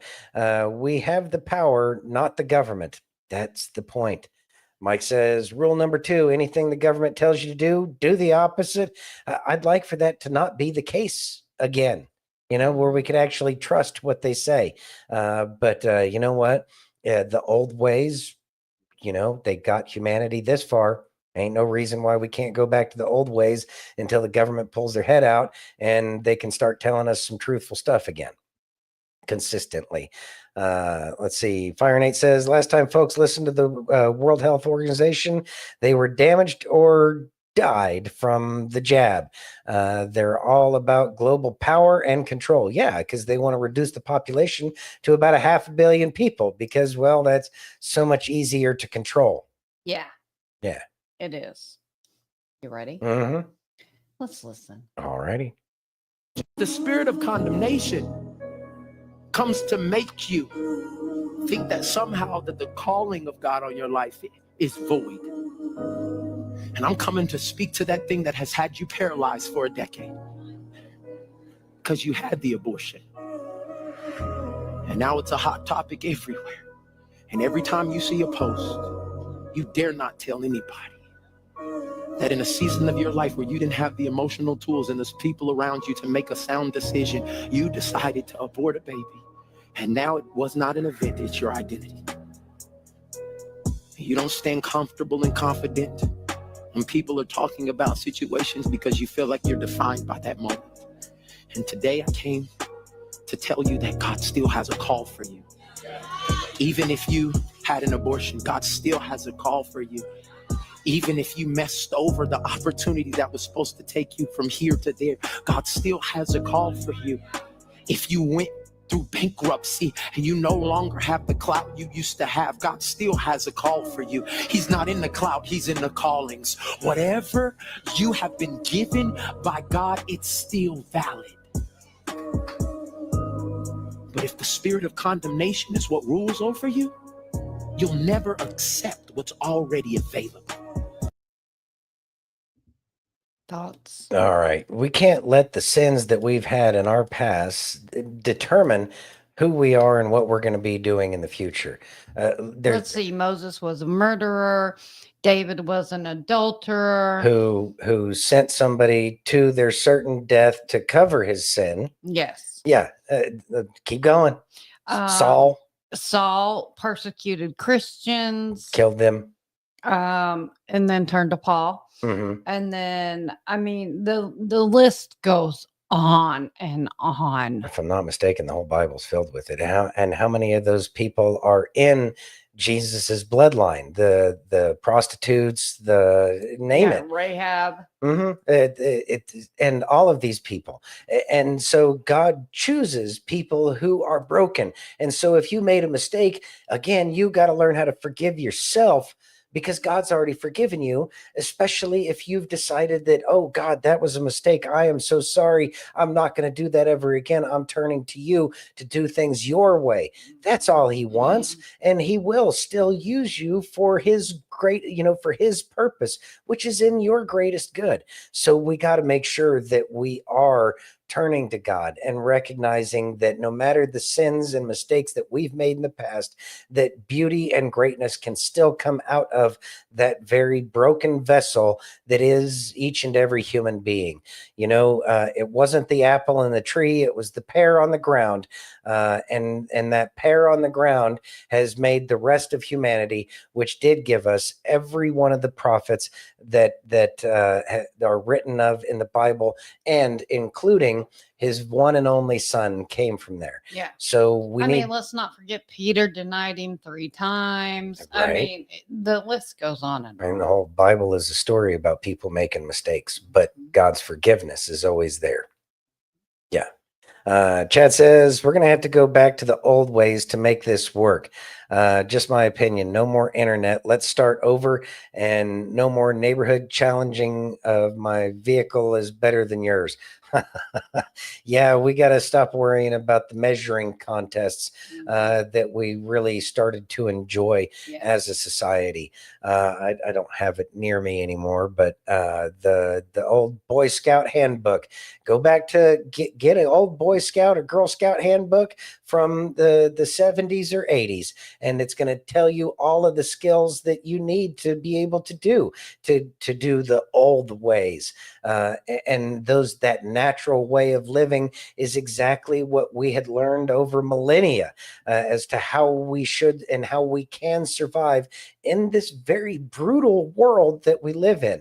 But it's extremely important that we do live that natural way. And that's why so many people are so miserable and they need to be so medicated, because we've just forgotten to be connected to the very earth, the clay that we're made from. Let's see. Fire Nate says, we have all made mistakes, all but one. And they couldn't keep him around for very long because he was too 33 perfect. years. Yeah, 33 years. Yeah. Exactly. On and on. You ready? Yeah, I'm ready. Would you read that, please? All right. 2 illegal aliens arrested for kidnapping, raping an Oklahoma woman. Let's listen. The 2 men apprehended are shown right here. We have Jose Morales here on the left. He's accused of kidnapping. And then on the right, there's Luis Dominguez. He faces kidnapping, sodomy, and rape charges. The Cali County Sheriff tells me they're both being held on this ICE detainer, so they could be deported. Our Kansas City police telling us the 2 are accused of taking a woman against her will from a casino in Newkirk, Oklahoma, so just right across that state line. The woman says that she was sexually assaulted by both those suspects, and they brought her to Ark City. Police followed up on a tip and went to South 6th Street. That's on the south side of town, and they were able to find the suspects and the victim. She was taken to the hospital for treatment. Thoughts? All right. So this is yet just another example about the Why we need to send them back. why the laws are the way they are about how you're supposed to come across the border. It is just beyond me and my comprehension when people, especially on the left, that are defending these illegal aliens. They say they, as the news talks about, They're how just trying to make a better life. that 60 some odd percent haven't committed any crimes. Bullshit.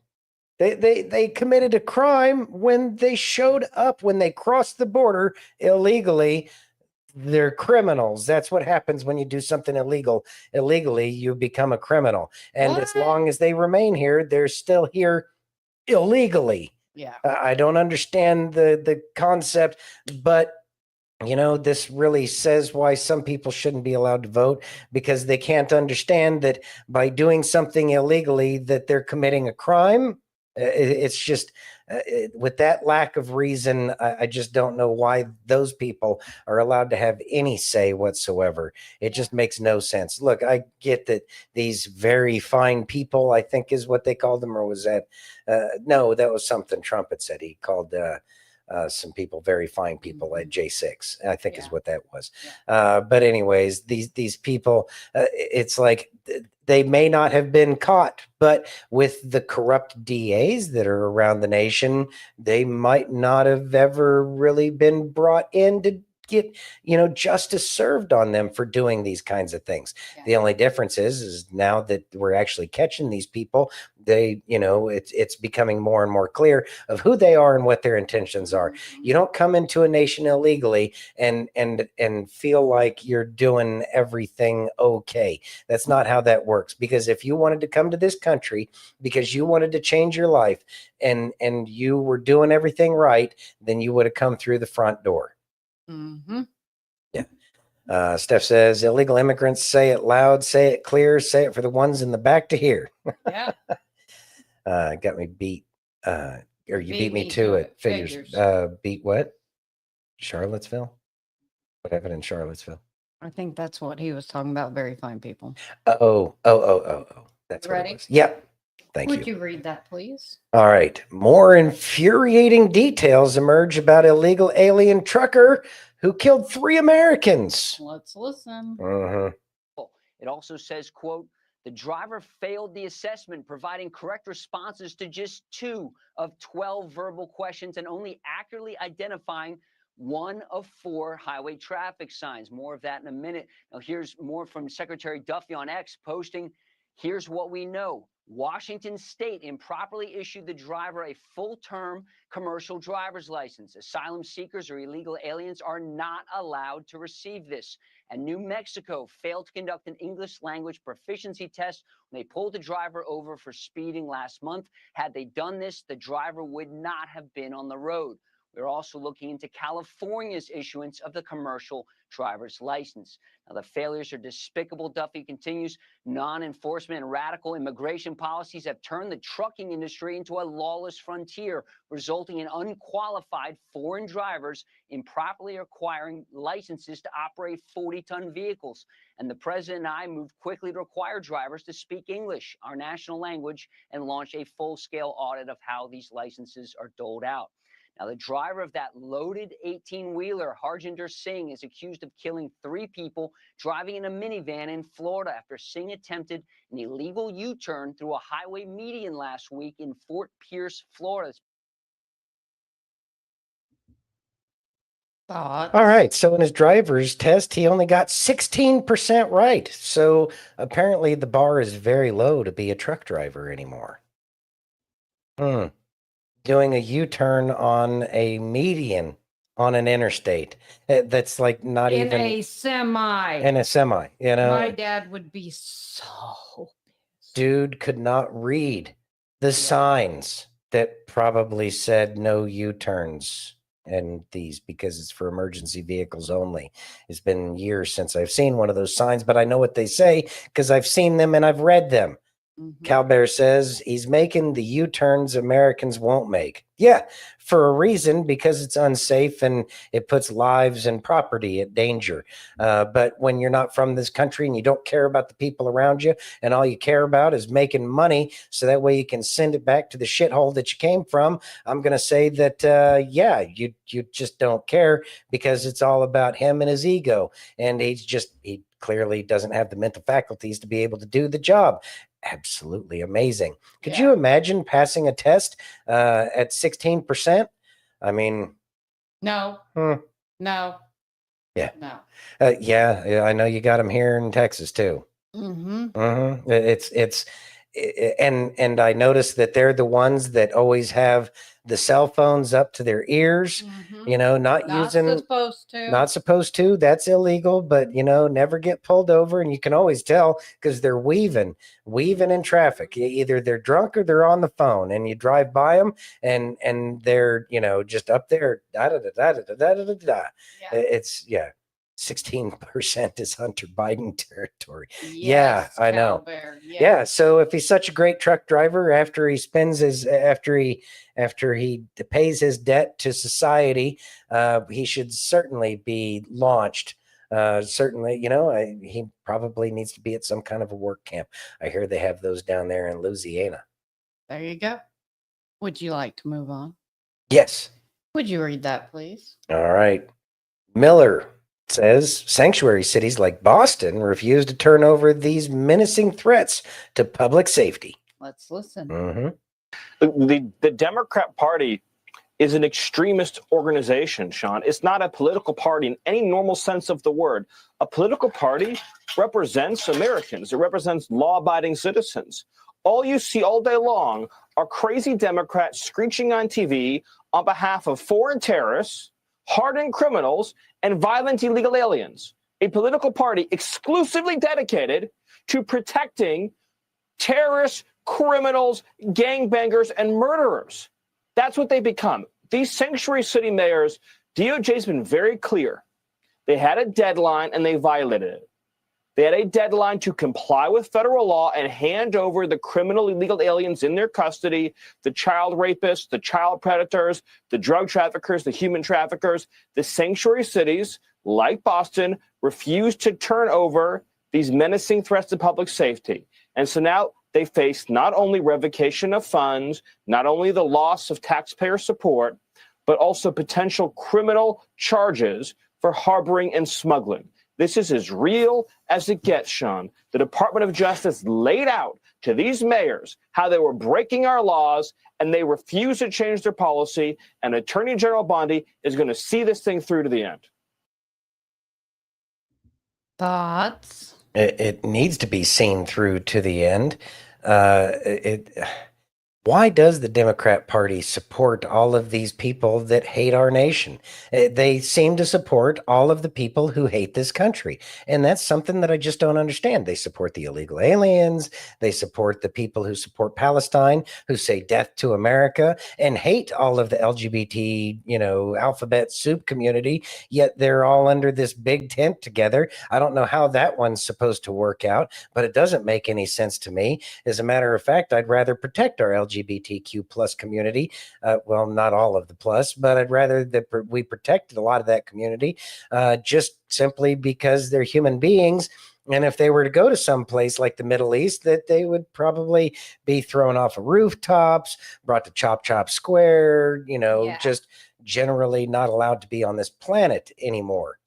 So, however that works and why these people are allowed to support everything that hates America is beyond me. But, thanks for being honest ish, I guess. Yeah. I don't know.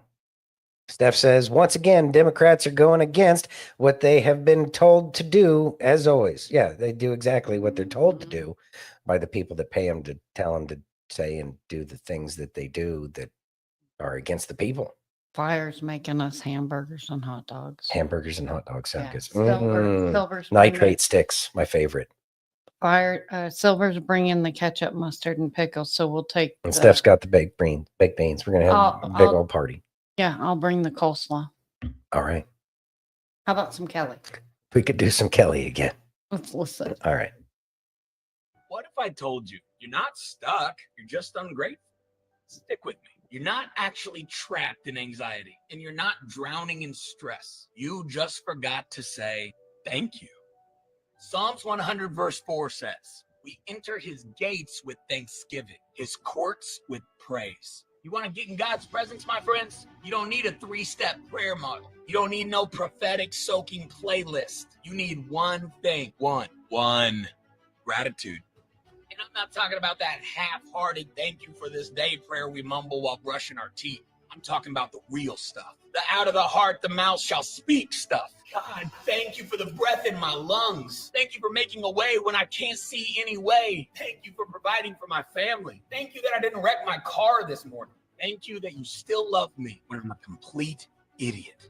You start thanking, he shows up. You want to know the best part of this whole thing? Stress can't live where God is. Anxiety can't breathe in his presence. Depression gets nervous and fear starts packing. They all have to leave. Not because you're so strong. No.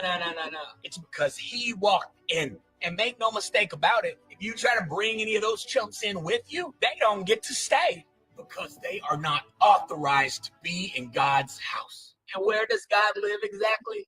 In you. So let me encourage you today. The next time that spiral starts in your mind, don't try and fight harder. Just start thanking for the breath in your lungs, for his grace. Shoot, for the McRib coming back. I don't care. Just thank him. Just thank him. And you just watch, because the atmosphere Not the is about to McRib. change. Stress can't stay in a place that's filled with God's presence. And God always shows up when you say 2 words. Thank you. So again, I say, you're not stuck. You're just one thank you away from freedom. And think about that for a minute. Thoughts? All right. So, so many people have been going through the ringer lately. I don't know if it's, the signs in the heavens that have been showing to us lately. But I can tell you that Kay and I have forgotten to thank him for the challenges that we've had. And I'm grateful for this message. Thank you, Kelly. You always seem to know what to say when it needs to be said. And that's a beautiful thing, is we do need to thank God for the challenges that we do have.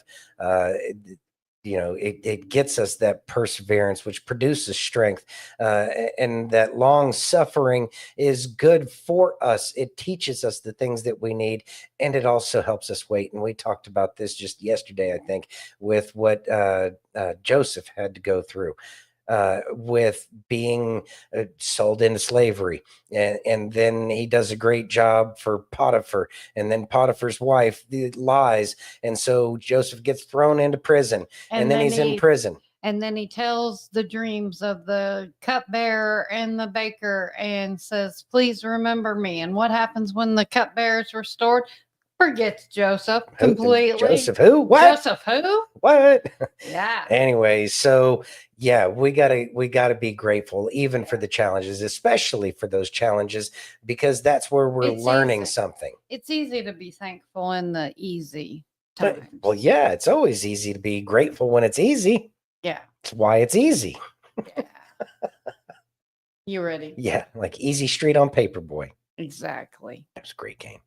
Would you read that, please? Black community in Crown Heights run Antifa out. Praise the police for their efforts. Let's watch. How about that? Scram! Scram, nigga! Scram! Scram, nigga! Scram, nigga! Scram! Scram!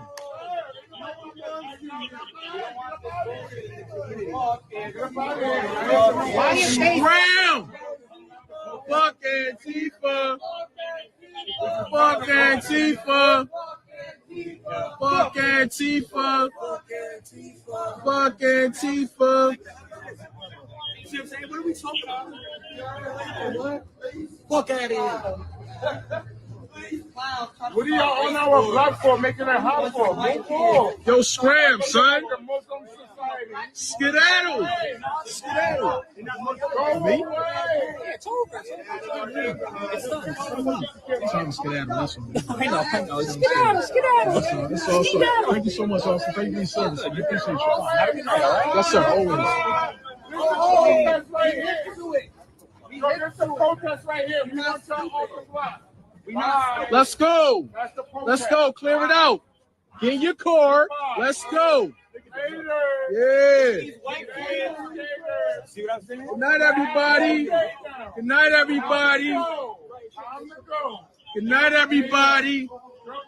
Good night. Good night. Good night. Good night. Good night. Goodbye. Thank you for coming out. God bless. Good night. Word to Russell Simmons. Let's go.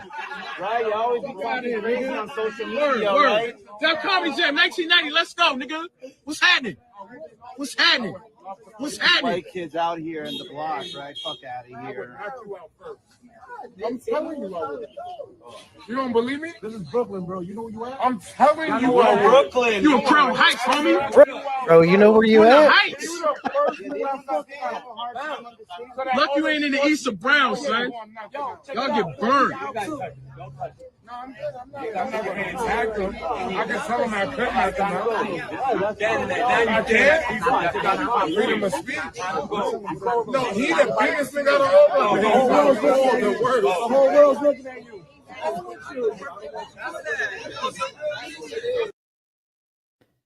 Thoughts? They didn't have the body language of a group of people who think that they're going to be taking over much of anything. No. And Skedaddle. Skedaddle And scram. and scram. Those are words that definitely need to be brought back. So Yeah. thank you to everybody out there in Brooklyn who told them to scram and skedaddle, because that's it's that's about the right way to think go they about got doing told. that. They got told, and they didn't have the motivation to stick around. So do they really believe in what they're doing, or were those paid actors with their faces covered and don't really believe in what they're doing? Because The cops should have arrested them.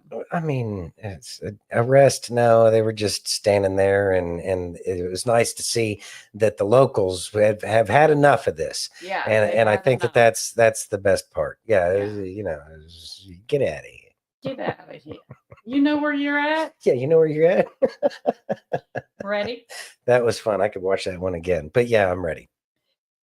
Would you read that, please? New camera infrastructure on southern border will give agents instant alerts of potential crossers. Which there aren't any, but okay. It's going to be a boring camera to watch, but hey, whatever. That's what AI is for. Yeah. Let's listen. So this camera tower here is going to be one of 5 surveilling this area. And when we talked with the acting chief, he said they're only seeing single digits when it comes to gotaways or people trying to evade. But for the Trump administration, crossings are 0 and gotaways are 0. That is the goal. So right now, these cameras, what they're going to do is they're going to feed live into the station. And if someone crosses illegally, agents in the field will get instant alerts right to their devices. And these towers don't just track, they deter. The acting chief saying anyone thinking of sneaking across will see it and either turn back or get funneled straight into an agent's path waiting for them. This comes following reports from Congress that the majority of the current surveillance towers down here at the southern border were not operational. These will replace some of those cameras and give them eyes across the southern border again. Take a listen to Acting Chief Desi De Leon. It's a multi-layered system, right? So we have personnel, technology, and technical infrastructure, right? So we layer all our assets according to where our gaps are and stuff like that, or where we want to focus the activity to go. So to your point, yes, it will direct our traffic to where it needs, where we want them to go, where the certainty of arrest is increased. And just to our west, in neighboring Big Bend sector, they're rolling out what it calls mission-critical upgrades, boosting connectivity and sensors in some of the most rugged remote terrain along the southern border. Back here in Del Rio, when it comes to encounters, they've only seen about 474, under 500 for the entire month of July. The border czar, Tom Homan, saying none of those individuals were released into the country. Back to you.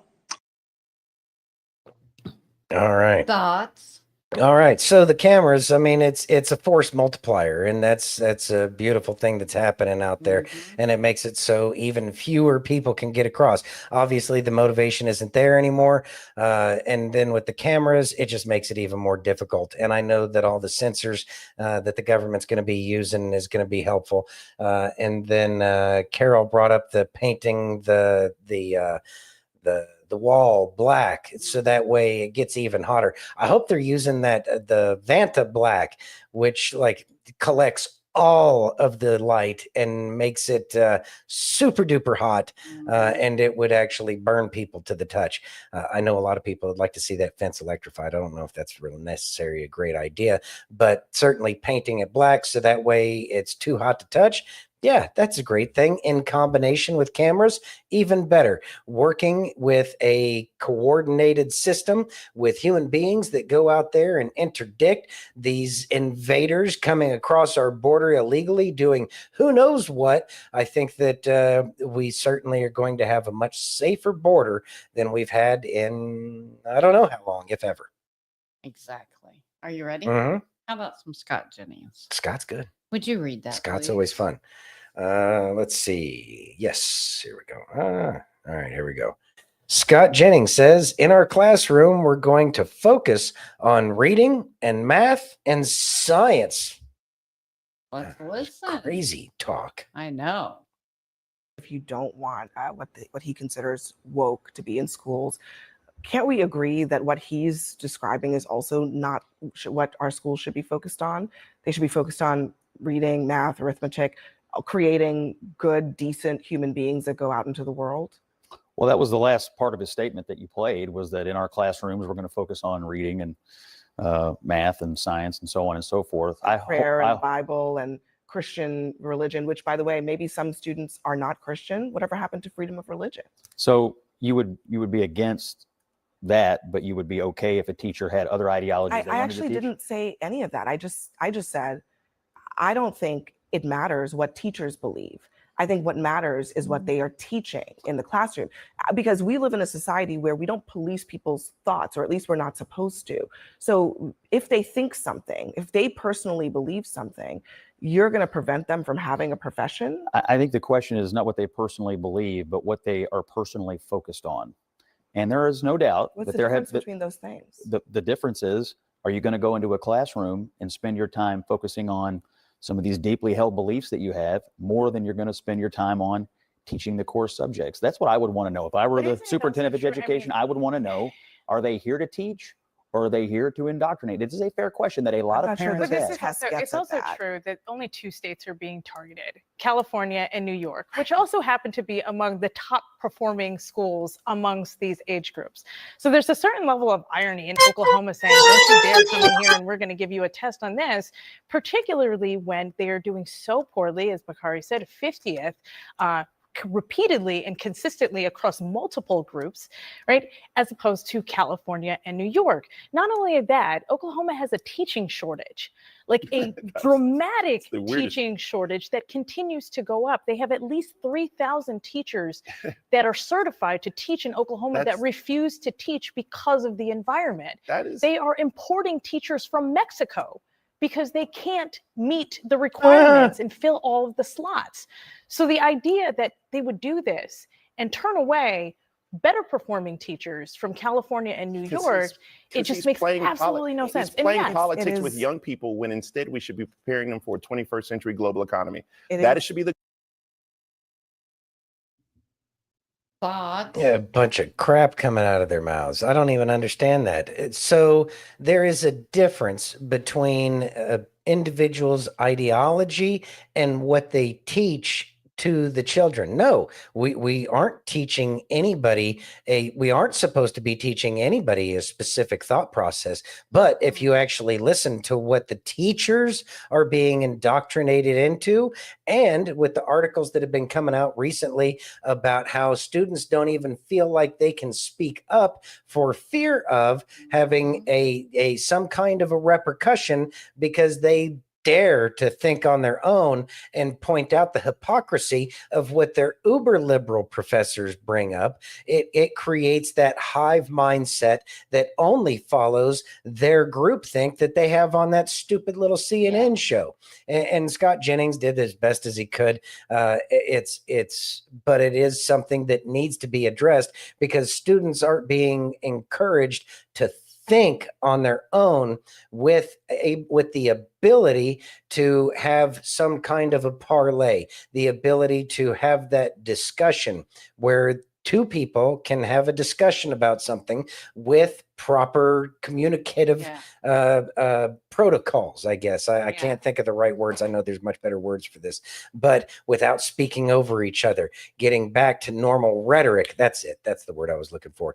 Getting back to a normal rhetorical kind of conversation is exactly what we need. Using logic and reason and dismissing the logical fallacies. These are the things that we need to be teaching kids. We're a long way off from asking any of these kids what a logical fallacy is, let alone be able to list off any of them. But despite that, the kids don't even understand who was the first president. They don't understand so much about what is considered normal to understand just to make it in society. These kids, especially, and they talk about New York and California as having the best schools. But when I was at the recruiting station in there in California, there were a lot of kids that couldn't pass the ASVAB to get in the military. And some of those kids, I felt bad for them because they really did want to join the military. It was all they ever wanted to do. And so they had to go out and go get tutoring so that way they could pass the ASVAB.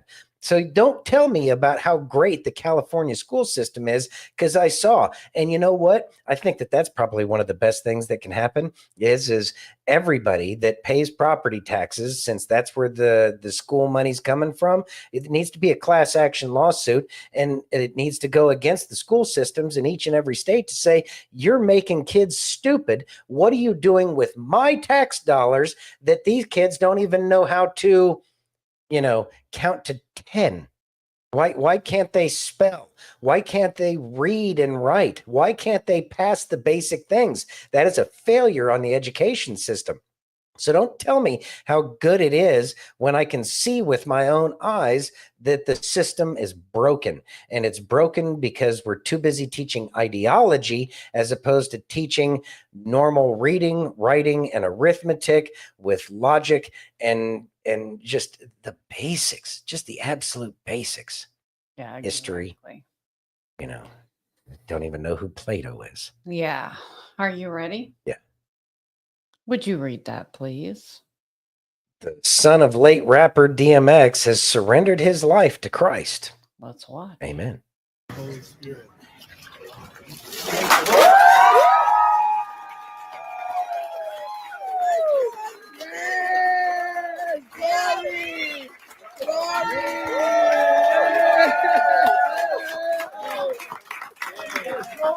Yes.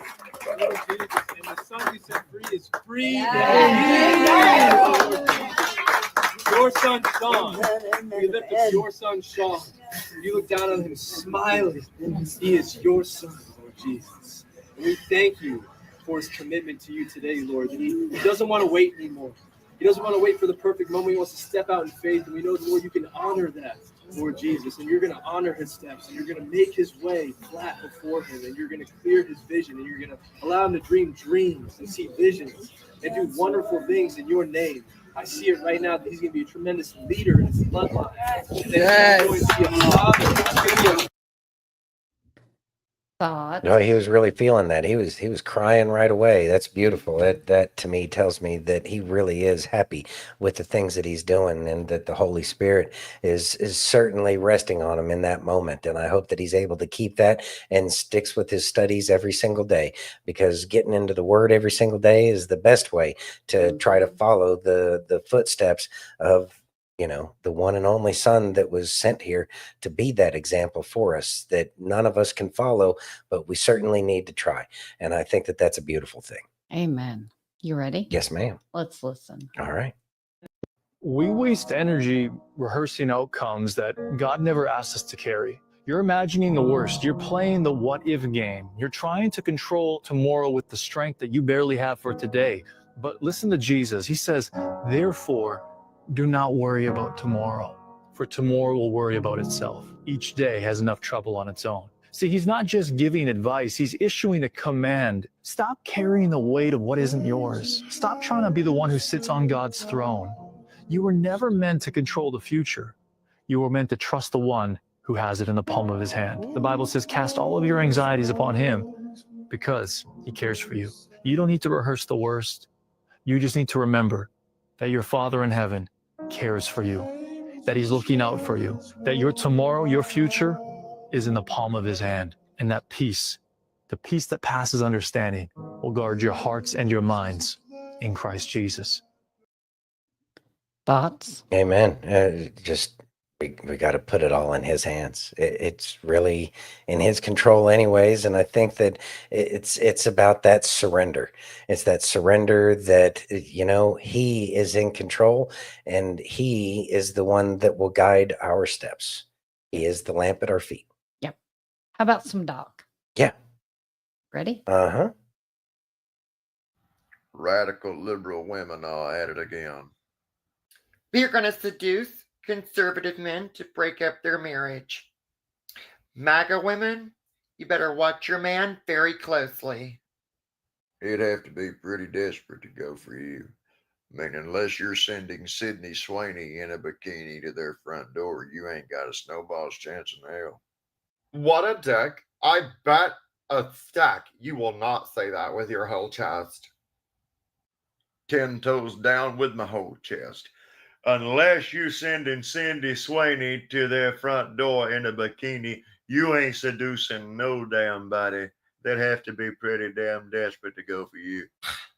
That guy is one unimaginable bastard. Sydney Sweeney, Sydney Sweeney. No fucking body likes Sydney Sweeney. Thoughts? Doc, he's always a clown. He's pretty funny. Yeah, that's just what it is. It is what it is. It is what it is. Are you ready? Mm-hmm. Let's listen. All right. Oops. Oops. What do you mean, oops? I hit the wrong. God's power is made perfect in our weakness.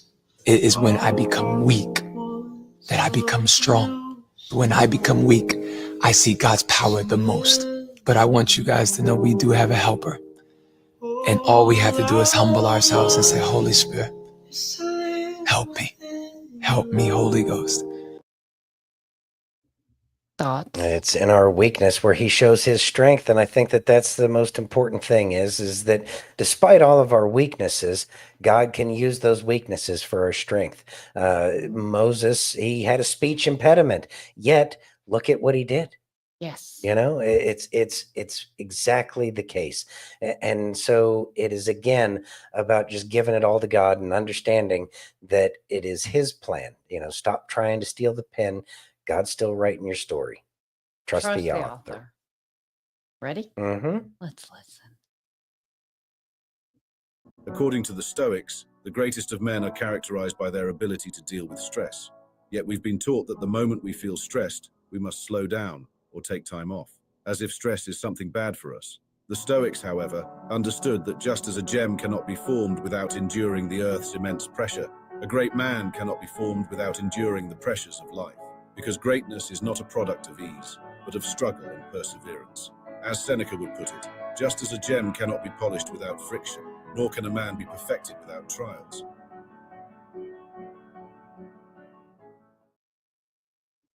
All right. So we've been talking about this all night. Trusting in him and letting all your anxieties go, because in the troubled times, we are going to absolutely need to run to the cross. But he's going to be there for us, and he's going to help us, and he's going to make sure that even though we have stress, he can take it away from us, and he can help us, and he'll always be there for us. seasoning. All right. So the Stoics, they are a different philosophy altogether, but the philosophies of what is in the Bible, what is presented in the New Testament, are backed up, a little bit. Are they backed up? But the Stoic philosophy certainly aligns with a lot of what's taught in the Bible. And going through those challenges in life is exactly what brings us up, what makes us stronger, makes us more capable of being able to do so many of the things that we thought that we couldn't do. It's through the struggles that we grow. It's through the pain that we get stronger. In the Stoic philosophers, there was Epictetus. He was a slave. How many people were slaves? I mean, look at what Paul went through. Look at what all of the disciples went through. They all went through so much, and it was going out there and understanding that our life purpose is so much greater than our fears. We just need to get past our fears, so that way we are taking full advantage of the opportunities with which to grow, as opposed to shying away from the things that make us or that prevent us from being the true version of ourselves. So don't ever let fear get in the way, because fear will keep you from ever being happy as long as you have something greater to do in your life. Amen. All right. Well, I think that pretty much brings it to a close. We were a little bit longer tonight, but we do truly appreciate all of y'all for joining us tonight. And we look forward to seeing you again tomorrow at 7 p.m. Eastern, 4 p.m. Pacific on Facebook, YouTube, Twitch, Rumble, Locals, and Pill.net. And if you haven't already, please take a minute and give us that virtual hug. If you're over on Rumble or YouTube, hit that thumbs up. If you're over on Pill.net, take that red pill. And if you're over on Facebook, you got like 7 choices. So run over there and clickety-click. Clickety-click, everybody. All right. We do truly appreciate each and every one of you for joining us tonight. And we look forward again to seeing you tomorrow. We love you all. Have a great night. Be safe. And God bless each and every one of you.